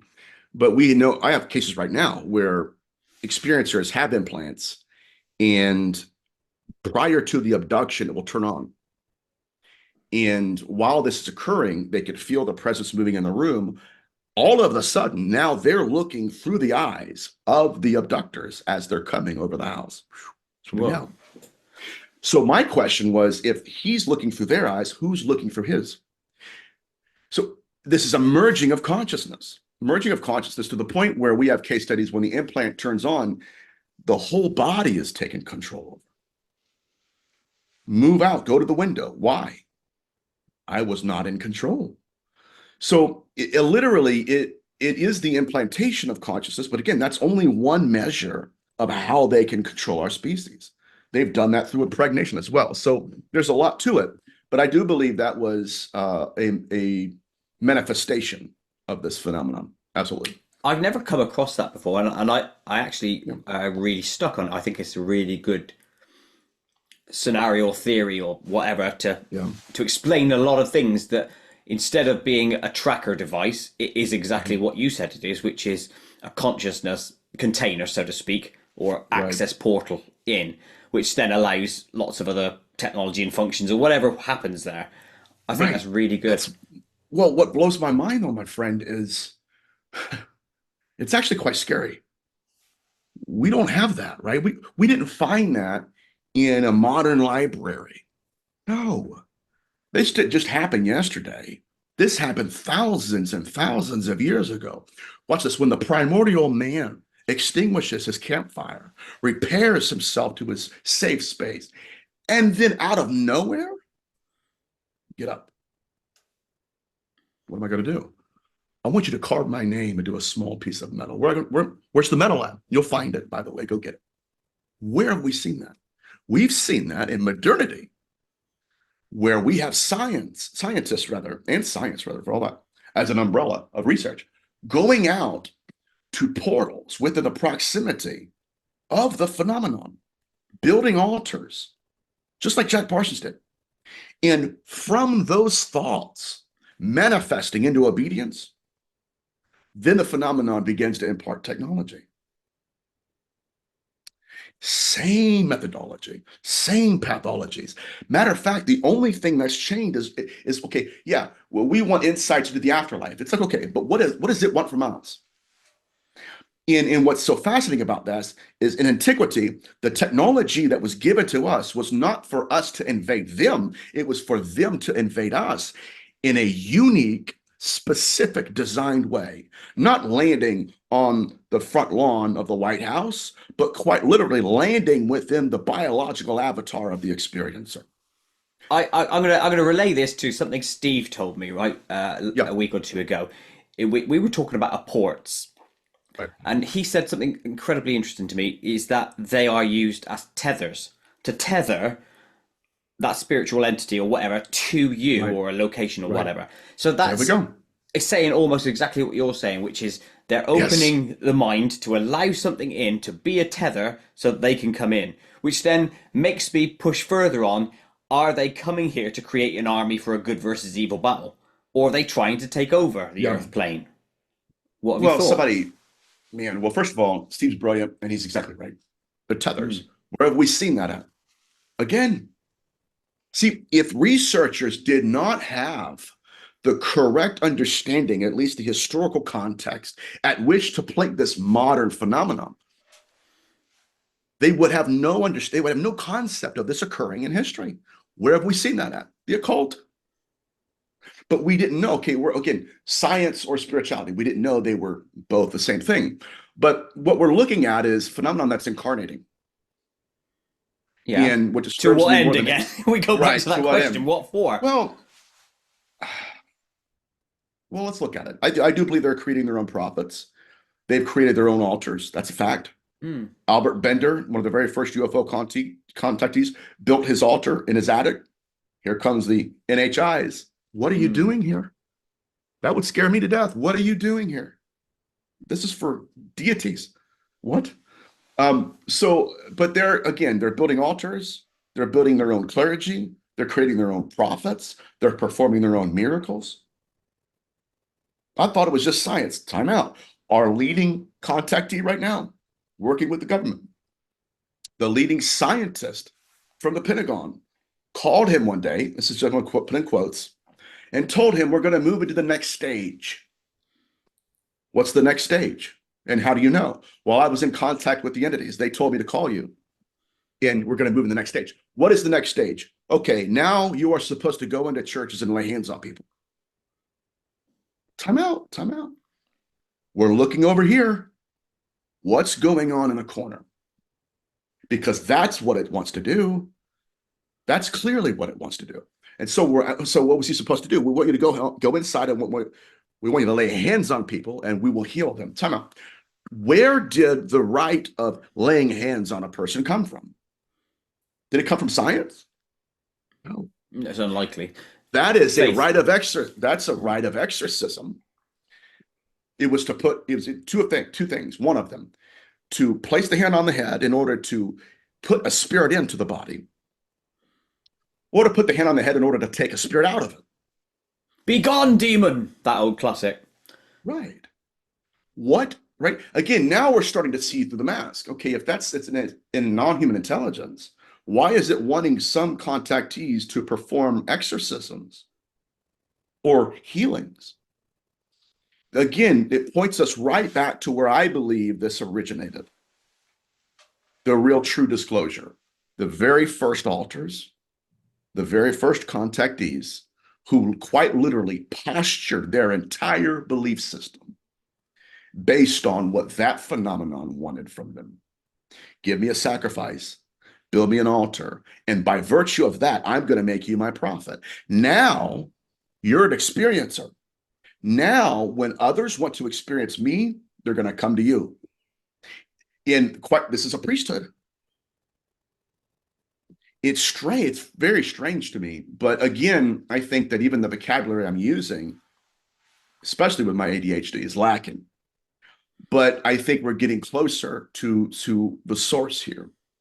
And I believe it 100% wants us to say, okay, yeah, it's just science, science, science.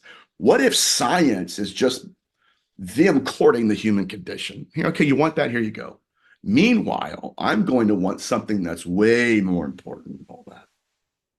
Well, this is where You, I'm going to push you again, right? Because you've sold me on everything you said. It took me a while to get there, because there was a lot of information, and I'm trying to right. parse it down to a focal point. And I know that's impossible for you to say because you're not a demon, presumably.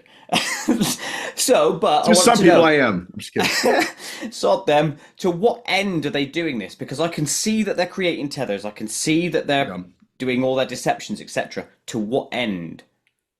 that's the question. Yeah, and do you have a theory, or are you just you can see all the signs, you can see all the things around you, and it makes sense that that is happening, but you Mhm. don't know the ultimate goal? Okay. in nearly every religious tradition in antiquity, that included altars, that included some kind of esoteric connectivity, um, the materialization of metallic objects. All of that pointed to the most true or truest incarnation. And that is when the intelligence would manifest within its own guidelines to its own people, literally step into its own created game.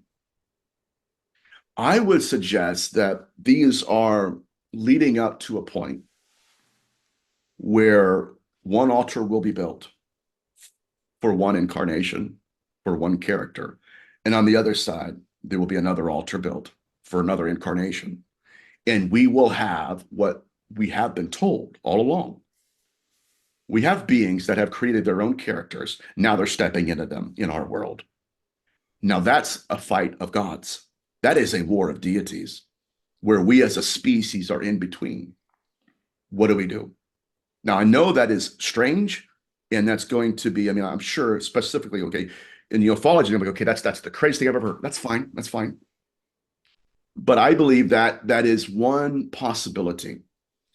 The only reason I suggest that is because underneath the umbrella of everything we've seen thus far, angels, demons, altars, all of that, the end result was the full embodiment of that entity as it created its own program to enter the game.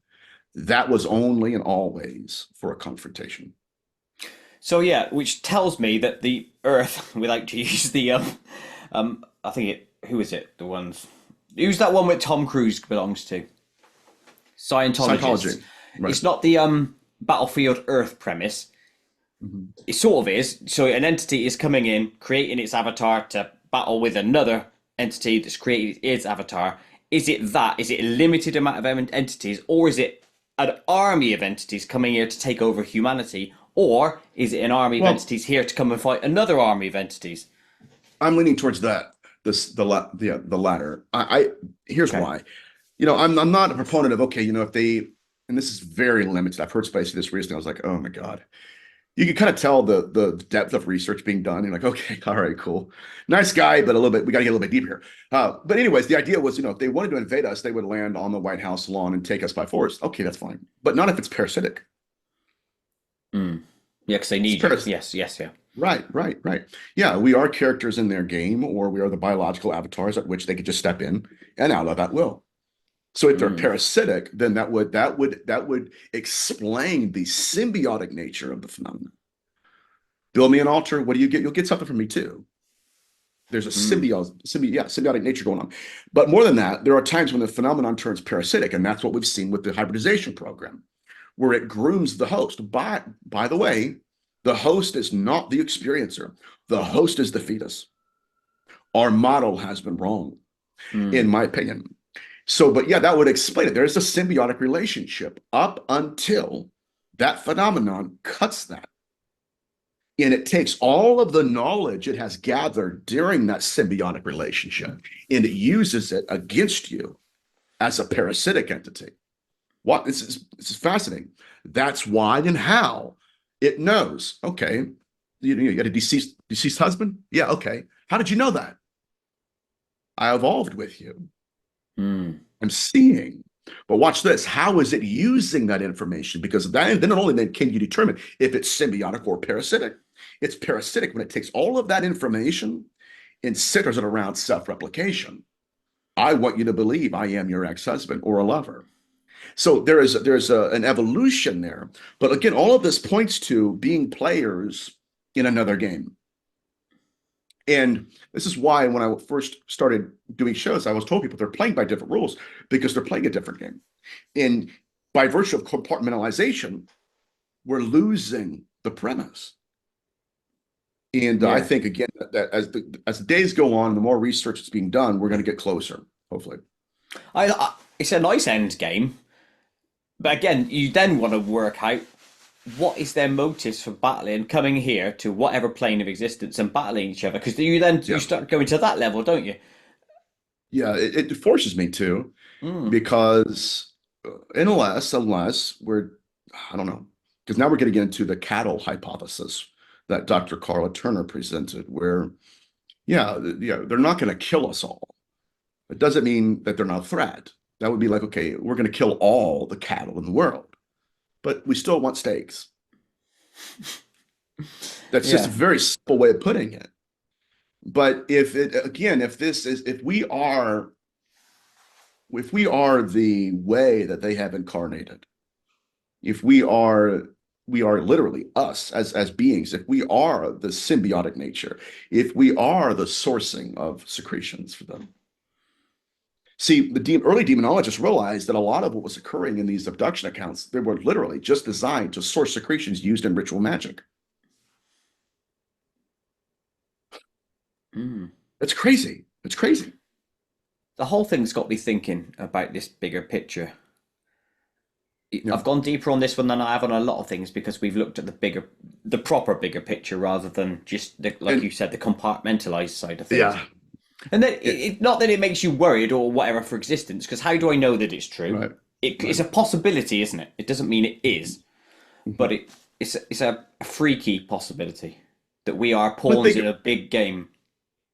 yes, yes. And yeah, I'm not even feeling well. So hopefully I could have articulated it even better, but I'm off my game clearly today. But my friend, if these interconnectivities are accidental, then that's even worse. It's like, oh my Mm. God, all of this, they're all connected, but they can't be. It's weird. So yeah, what am I looking at? Again, what we're looking at is a species that's been self-replicating through us. And even to the point that when it manifests, it can manifest to us and through us at the same time. Meaning what we're looking at is not just looking at us, but it's also managing our perceptions of it. I actually had an experience years ago where I was in a nightmare and I could tell it was a spiritual entity. It was crazy. I'm fighting it. It was actually a featureless shadow figure that had mounted me. And I'm in this dream and I'm trying to push it off of me and I'm yelling and I'm punching the air. I wake myself up to my utter astonishment when my eyes adjusted to the darkness and there it was, still on top of me. Christ. So my idea now is there's a portal here. Consciousness may not be the driver of this. Consciousness might be the vehicle itself. And in that way, it was almost like the entity came to me and came through me. Hmm. And You're that's tethered how it, somehow, aren't you, to this thing? yeah, Yeah. profound and Well, powerful. But wow, what does it even mean? Yeah, so there's a self-perception thing going on here. That's why it's so dangerous when people say, oh, well, you know what? Yeah, they did these things to me and they were awful and I had to go through therapy. But now that I look back, it was the greatest thing that ever happened. Who's telling you this? yeah. I also think there's some part of human psychology that looks back on things and say, "Oh, that's a good experience." You find the good in everything. That doesn't mean it is Yeah, good. yeah, Yeah, there's it's a aspects to coping this. mechanism. Is it right? So I wanted to go step back a bit because earlier we were talking about the game, the matrix, the Yeah, simulation theory. Um, there's a step back from there which says if this is a simulation, a computer game, if you will, are we as the characters in it, like I'm Paul Coit, you're Nathaniel, uh, are we code or are we containers for a real soul that exists that comes from somewhere into the yeah. game? What do you think on that one? I think it's kind of both, if it can be both. It's a lot like Westworld. I think is what it's called. Oh yeah, yeah, You ever seen Westworld? Right, yeah, where they yeah, have yeah. robots, and then yeah, so you have players in the game, and then sometimes those robots, if you will, the biological robots will look and think, wait a minute. And when that behavior does not follow that which was modified or how it was modified to behave, then the characters in the game realize uh, that's playing by different rules here. I can't navigate around that. It's supposed to obey these rules.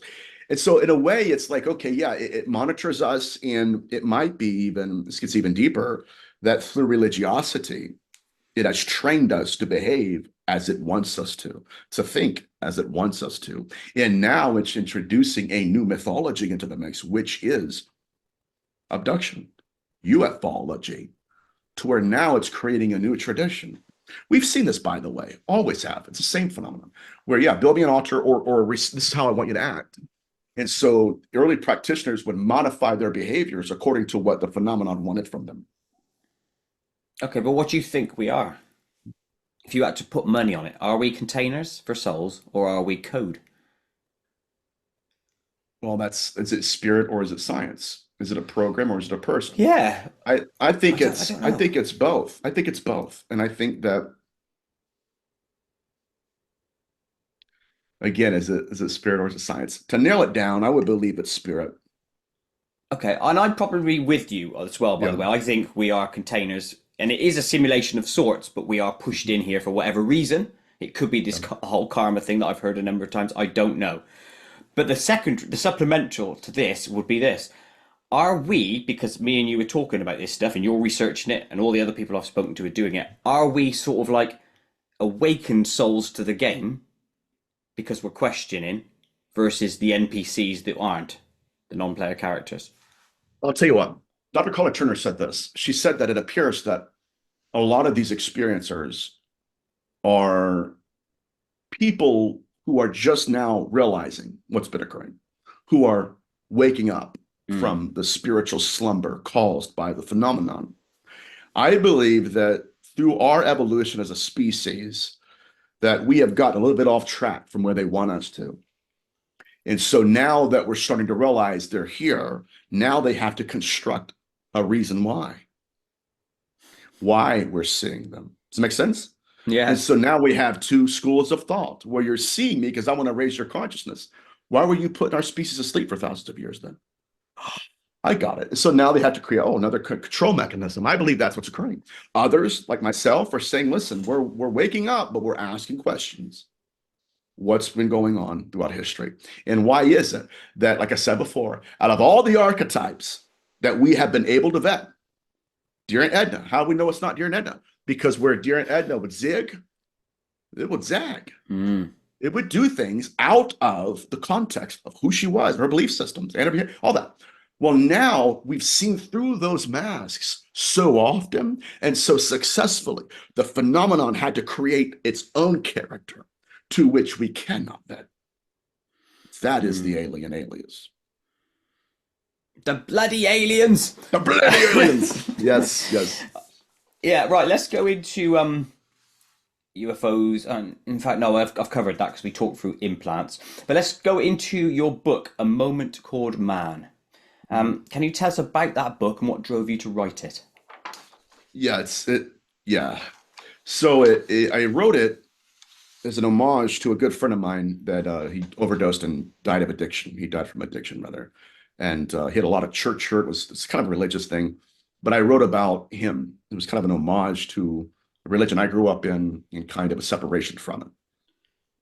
And so that's really what it's about. It has nothing to do with demonology, by the way. Oh, okay. So I didn't. When I saw people the think that, synopsis and I thought, is it linked yeah, somehow? I didn't right. know. So That was probably before I even got in the field. But yeah, so that again, that's for people that have addiction issues. It's being used right now in the addiction field, and it's been profoundly effective. So it's relevant, unfortunately, not for demonology. no, that's fair enough. I'm going to ask you a Yeah. question then, a personal question Yep. on that topic. Are Yeah. you addicted to anything? No, hopefully not.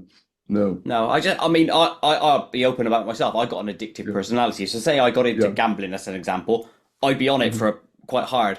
And the same on chocolate. I was addicted to that. I booted Yeah. that. I just wondered if you are like me in that respect, addicted to things. Not really. I'm addicted to Frasier. I love watching Frasier. That's okay. That's safe Um, for you. yeah. I know, right? No, not at all. No, that's fair enough. That's a good trait to have. In a way, I wish I didn't have that addictive personality, but it is what it is.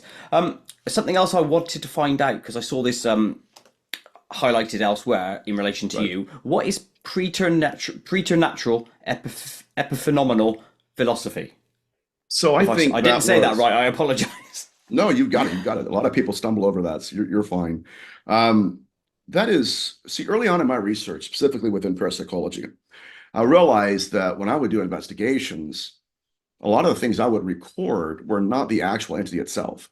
They were like the secondary consequence of the entity being present. And so the way I frame it is being on one end of a pool, someone stepping into the pool, and I'm monitoring the waves.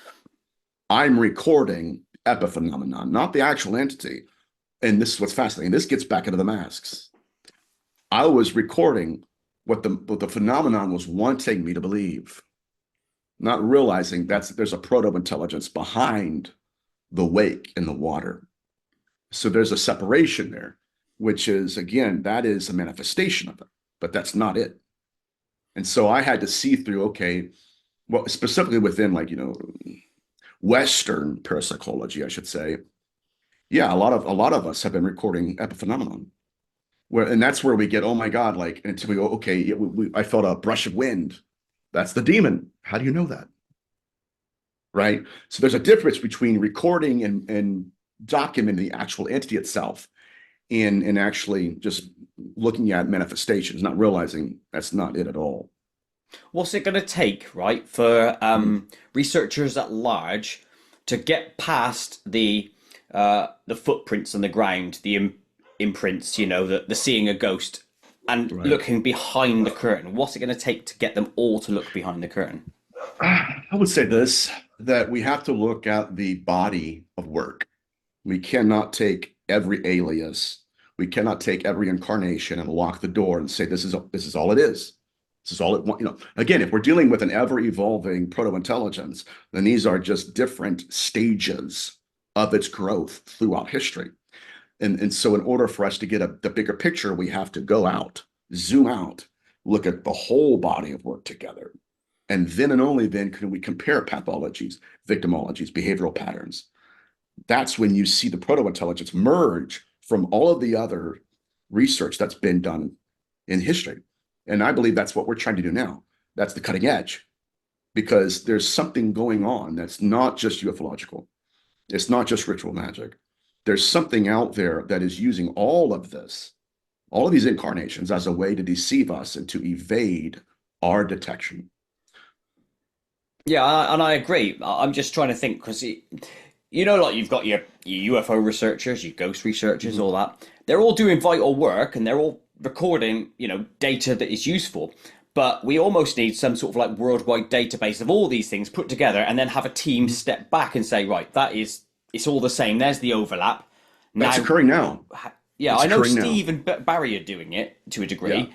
I just wonder if that could be a massive worldwide step back, and where are we in relation to that? There are gatekeepers in the field who, because of how drastic that step would be, in order for that to occur, they would have to kind of look at their entire life work and say, you know what, for 50 years, I've been telling people, selling merch, all of this, right? That it's ET. And I can't change that now because, again, you have a reputation, all that. It's very, very difficult. But for those of us who are willing to step up to the bat and say, you know what, hey, look, we've got to start from scratch. Zoom out, like I said, and look Yeah. at all the fingerprints because it appears singular intelligence. So it's going to happen. So I'm excited for the next 50 years of the field. We're And you'll starting be to get alive, to and the you'll be ring. alive to see that. You're only I 35, hope so so. Yeah. Yeah. We'll that's a see. win. I'm kidding. Yeah. Yeah, you'll No, make it to 85. You don't have an addictive personality, so you should be fine. no.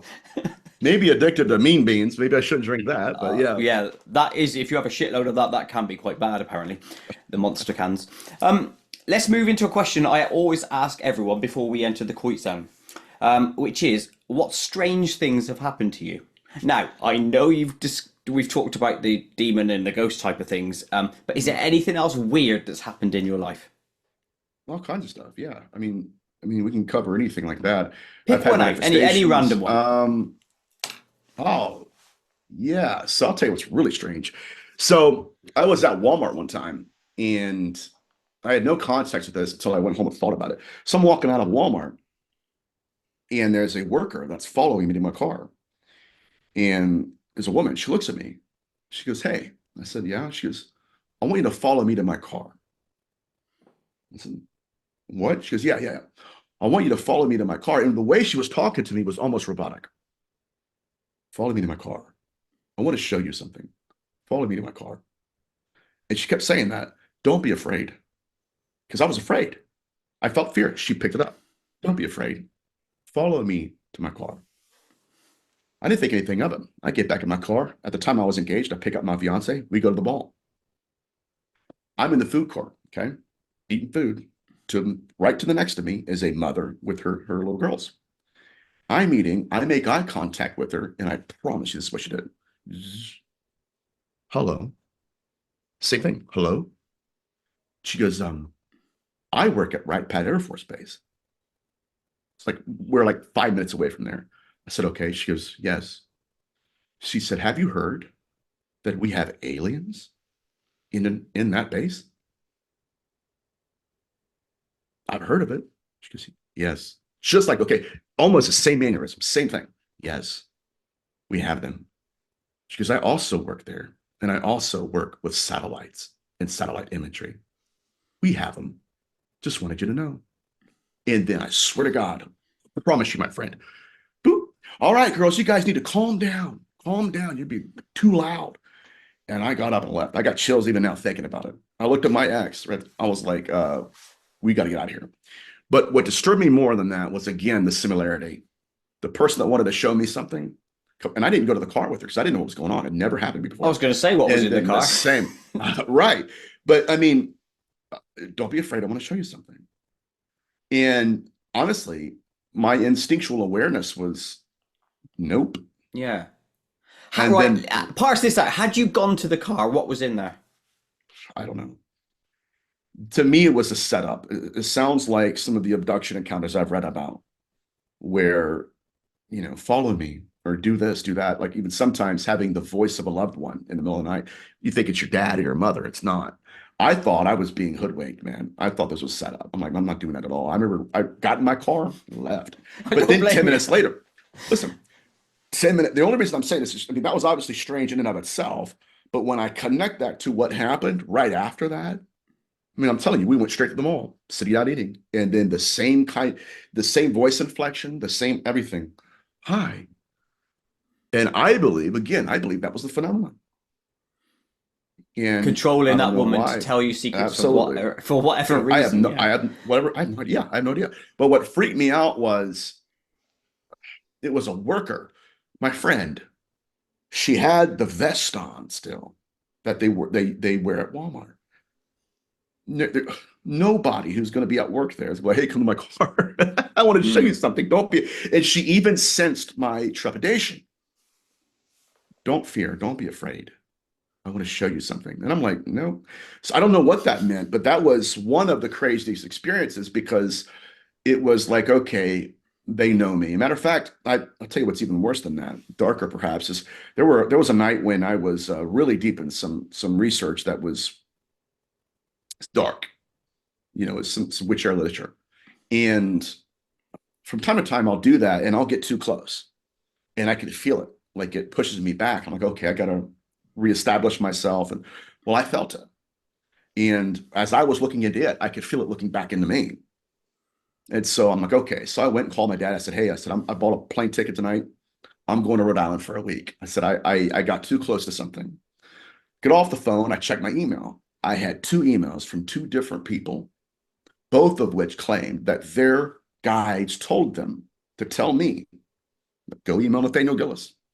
Nathaniel, we will be waiting for you when you die. Oh, lovely. Yeah. That was unnerving because the same feeling I felt earlier returned when I read that. It was like those were the beings that were staring into me when I felt it. And that context of that message, obviously it could be taken 2 ways, couldn't it? Yep. We'll be waiting for you in a nice positive, we're waiting for you, we'll look after you. Yeah. But obviously from your previous experiences, you're saying it was the negative. Yeah, absolutely. Jeez. Yeah. When you get too close to that, again, there are people out there that never experienced that. Why? Because, right? I'm going to believe in one mask, believe in one. Yeah. And that's great because again, what's this? What are we? Yeah. But with me and others, and I'm sure Steve Mayer and Barry Fitzgerald, they'll tell you the same thing. You get too close to it. They'll make eye contact and they will adjust and they'll push back. And there have been other researchers in the field who've really gotten too close. And, they'll get in a car one day and they'll get cut off and they'll be in contact with the entities. They'll experiences will tell them, hey, look, This is going to happen. We just want you to know you're due for an adjustment. When's it coming next week? That's weird, isn't it? So You're due for an adjustment. that is insane. Disconcerting, big time. Right. But, again, it's troubling, but I think that we're getting somewhere with the research. But in order to do that, I mean, it's going to take a lot. We have to lay our reputations down on the line. We have to, be willing to be looked at as crazy, Yes. And you have to throw your ego away.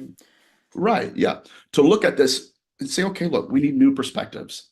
There's no way in the world this is just different entities and different intelligences.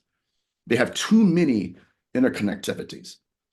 And that's at least my position. And I know others are coming to that too, or have already been there. And I'm coming on board with it. But what that also makes it hard for me to do going forward is then speak to other people who are in the focus fields. Because then, which speaking to them, I'm always thinking, no, what's the bigger picture here? And that's I got you. Because you're initiated now, my friend. You're like, oh, okay, that's great. But see, I'll tell you what's going to happen though, is now that you've zoomed out, they're going to bring things to your attention, not even realizing their relevance. The implant. How many times have we heard that? And then they put an implant in me. Okay. But now you're gonna be like, where have I heard that from? Oh, okay. It could be this now. Yeah. It's interesting. It's fascinating. I love it. It is fascinating. It's a mind-bending whole arena that I'm in, and I'm in it for the same reason that you're in it. I don't do research, and God bless you for doing that. I couldn't do it, but I do like talking about it. Put it that way. We are gonna now take a big sideways jaunt into the Koit zone. Koit zone. Now, in the Koit zone, I will give you random crap questions. There could be some sensible ones in there, but just play along best you can before, and then we'll end and we'll wrap up. So, first question: favorite film? Tombstone. Tombstone. Good film that. Yeah. Your Huckleberry. Yeah, lovely film. How many eggs have you ever eaten in one setting? 4. That's your maximum, is it? Yeah, I'm a weakling. What's your favorite smell? It would have to be Back to Black by a perfumery called Killian's. Back to Black. It's tobacco and honey. It's amazing. I've not smelt it, and I've not even heard of it, to be fair. But if anyone has, write in the comments if you believe Nathaniel is accurate on that one, if it's lush smell. What's been your favorite injury you've ever had? Favorite injury? Yeah, I know it's a weird one. I broke my ankle one time. I didn't even know it was broken. Really? What happened? It was at nighttime, and my friend parked his car right next to the curb, like at an awkward angle, and I couldn't see anything. So I stuck my leg out and went out and leaned all my weight on it, and bam. Now, I didn't remember hearing a snap. Went to the doctor, and he has the x-ray. He goes, you broke your ankle. I'm like, can't be. I've been walking on it for a week. And I'm amazing. Like, yeah, like I'm a doctor here. I've never, no, but it was funny because he's like, no, it's broken. I'm like, well, it doesn't hurt. He goes, okay. And he takes his 2 fingers, bam. Yes. I could feel it move. So and it was don't freak out in the comments. No, that's good. It's a complete breakthrough. It was crazy. I don't know. It was broken though. It was fractured. And when he pushed it, I could feel it move. And I was like, uh-oh. Oh, Christ. I couldn't ignore that one. Yeah, I've had a broken ankle. They're not fun. No. Now I got a zipper. So I had surgery on it. Oh, I got one of them as well. Did you have the plates in, or the rod, or whatever they do? Screws, yeah, that's what I had. Yeah. Beautiful things. But I had to have mine taken out because I couldn't sit cross-legged because the pins would hit on the bone, Yeah. I don't know if you get that one, but... No, thankfully. I probably will in the wintertime, the older I get, I had to have them out. Which cartoon character did or do you most fancy? Be honest.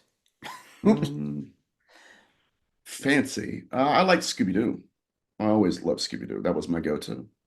Mine was Cheetara from Thundercats. She was quite tasty. There we go. She was tasty. Well, I guess. I mean, how can you define fancy? Yes, as if you were attracted to them, as if they were a real person. Thank God I had confirmed that, because I'm like, wait a minute. Because Scooby-Doo was a bit odd. Yeah, I was like, oh, fancy. Okay, no. But that was my favorite cartoon show. But anyways, I forget her name, but she was in Who Killed Roger Rabbit. Oh, Jessica, I think her I name is. think, yeah, yeah. Yeah. That was pretty Yeah. cool. She was, yeah. I was like 7 years old. I'm like, who is that? You know what I mean? I'll be fair, she Yeah. is hot. Um, Here's one for you. What's the closest you've personally come to death? Hmm. It's probably a bad relationship. No, I'm just kidding. Well, No. Oh, actually, I'll tell you what. It wasn't me personally dying, but I had a case where um, probably a week before I actually went in to investigate, a murder took place. And when I first arrived at the house, they had just cut up the carpet, and I could feel death. no, I could crikes. feel it. Yeah, it was really, really bad. That's the Death's closest I've shadow. come to that. Yeah. Hmm. Horrible. Horrible. Name three sounds that you love. Hmm. Resounds? Sounds, yeah. Like the reason this Um, entered my mind is because often I'll wake up and it'll be raining because it's England, and I love the yeah. sound of rain Oh, on I the got it. Yeah, window. yeah. You know? I love thunder. I love thunder. And like thunder, rain, obviously that's two. Um, I really like the sound of a Ferrari's engine when it revs. I think that's incredible. Those are my favorite three. Man, I love that you Oh have my them as well, and I God. think most people have them, but Yeah. they don't often think about them, and I like I that. never thought about that. Yeah. But now that I have, absolutely, especially in the summertime in the heat, you can hear it. Bah, bah, bah, bah. Yeah, Incredible. I love lush. it. Can you dance? Not intentionally. Okay, I wasn't going to ask you to do a jig or anything like No, no, no. that. I did take dance lessons though when I was engaged. So I did a little bit of like Mamba and yeah, a little bit, but not like most people. Okay. I'm coordinated, but not on the dance floor. I'll just watch and just sip wine or something and kind of, Yeah, that's it. stand round the edge sort of guy. I'm the same. Absolutely. Right, you find a pair of sunglasses which allows Yeah. you to watch life through other people's eyes. Hmm. Each time you put them on, you switch to a new person. Hmm. How do you feel about that? And what would you do? I would figure out who those people are. I would look at how they feel during their life, and then I would find them and try to help them if they So felt hurt you're during a using it as a tool for situation. good. Yeah, absolutely. Depending on if I like the person. If it was one of my enemies, I'm just kidding. I wouldn't do that. No, yeah, wait a minute. We're never having you back on the show. No, I would try to help the person, because that would give me insight that I never had before and would never have before. But I would help them. Do you think a pair of sunglasses like that exists? No. No, I agree. I don't think it does. Have you ever been chased by an animal? Yes, coyote. Really? Yeah, yeah. It How was big? about How big are they, by the way? the one I saw was just like a German Shepherd. Oh, And Christ! So quite big then. Jeez. this was, yeah, it was a big boy. It was so funny was this is back at the haunted house I used to live in, right? They had like a big patch of woods to my left, and it kind of dropped. So we'd have to like skid, kind of slide down, and then it kind of leveled off. Well, there was a clearing once it leveled off. And so my friends and I are going around, we had BB guns and stuff, just hanging out as kids.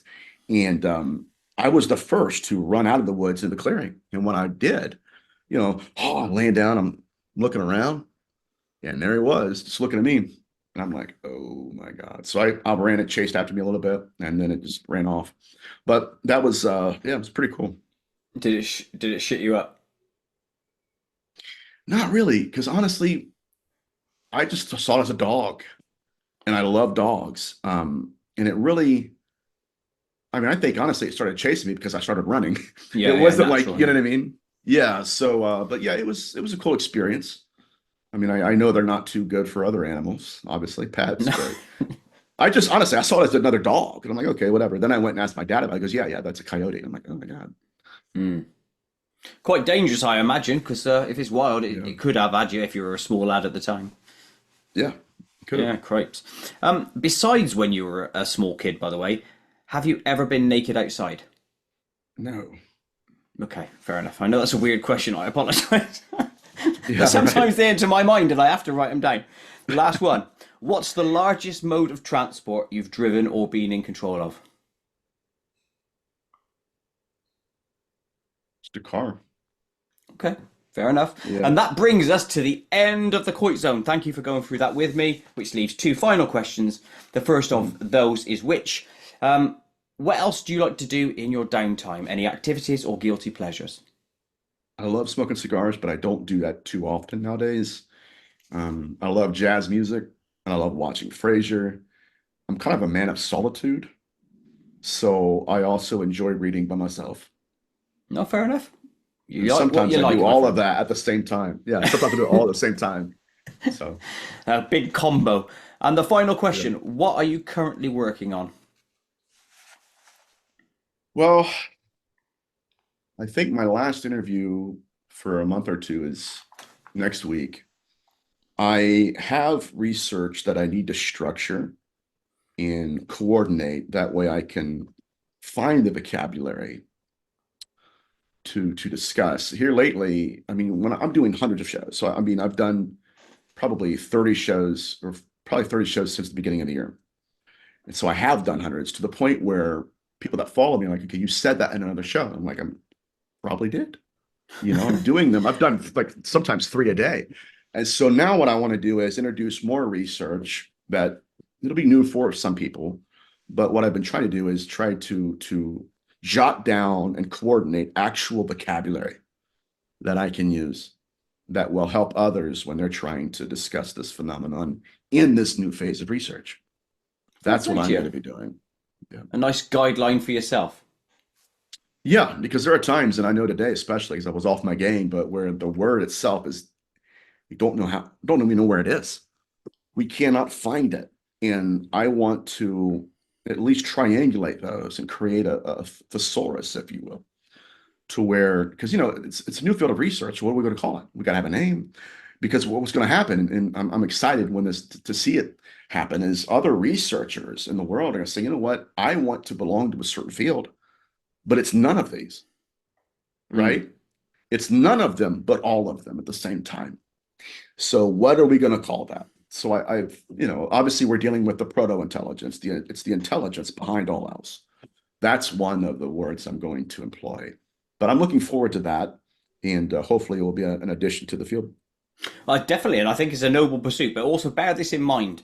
There's two people in any conversation, so whilst you might internally think you were struggling for the words, I also have to, the person on the other end has to fight to get their own head reckoning to it. Do you know what I mean? And it's not always on you. Right. There's two ways. So, it took me a while to get there, but we got there. So that's the main thing. But anyway, that brings us to the end of the conversation. So thank you ever so much for coming on, Nathaniel. Right. I would strongly advocate for everyone to go and look at all the links in the description and go and check out Nathaniel's stuff. But thank you for watching, and thank you, Nathaniel. Thank you, buddy.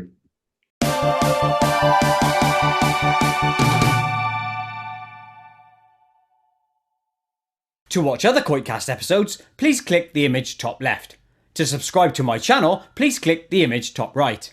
Please like and share to help KoitCast grow, and most importantly of all, please click the notification bell so you never miss an upload.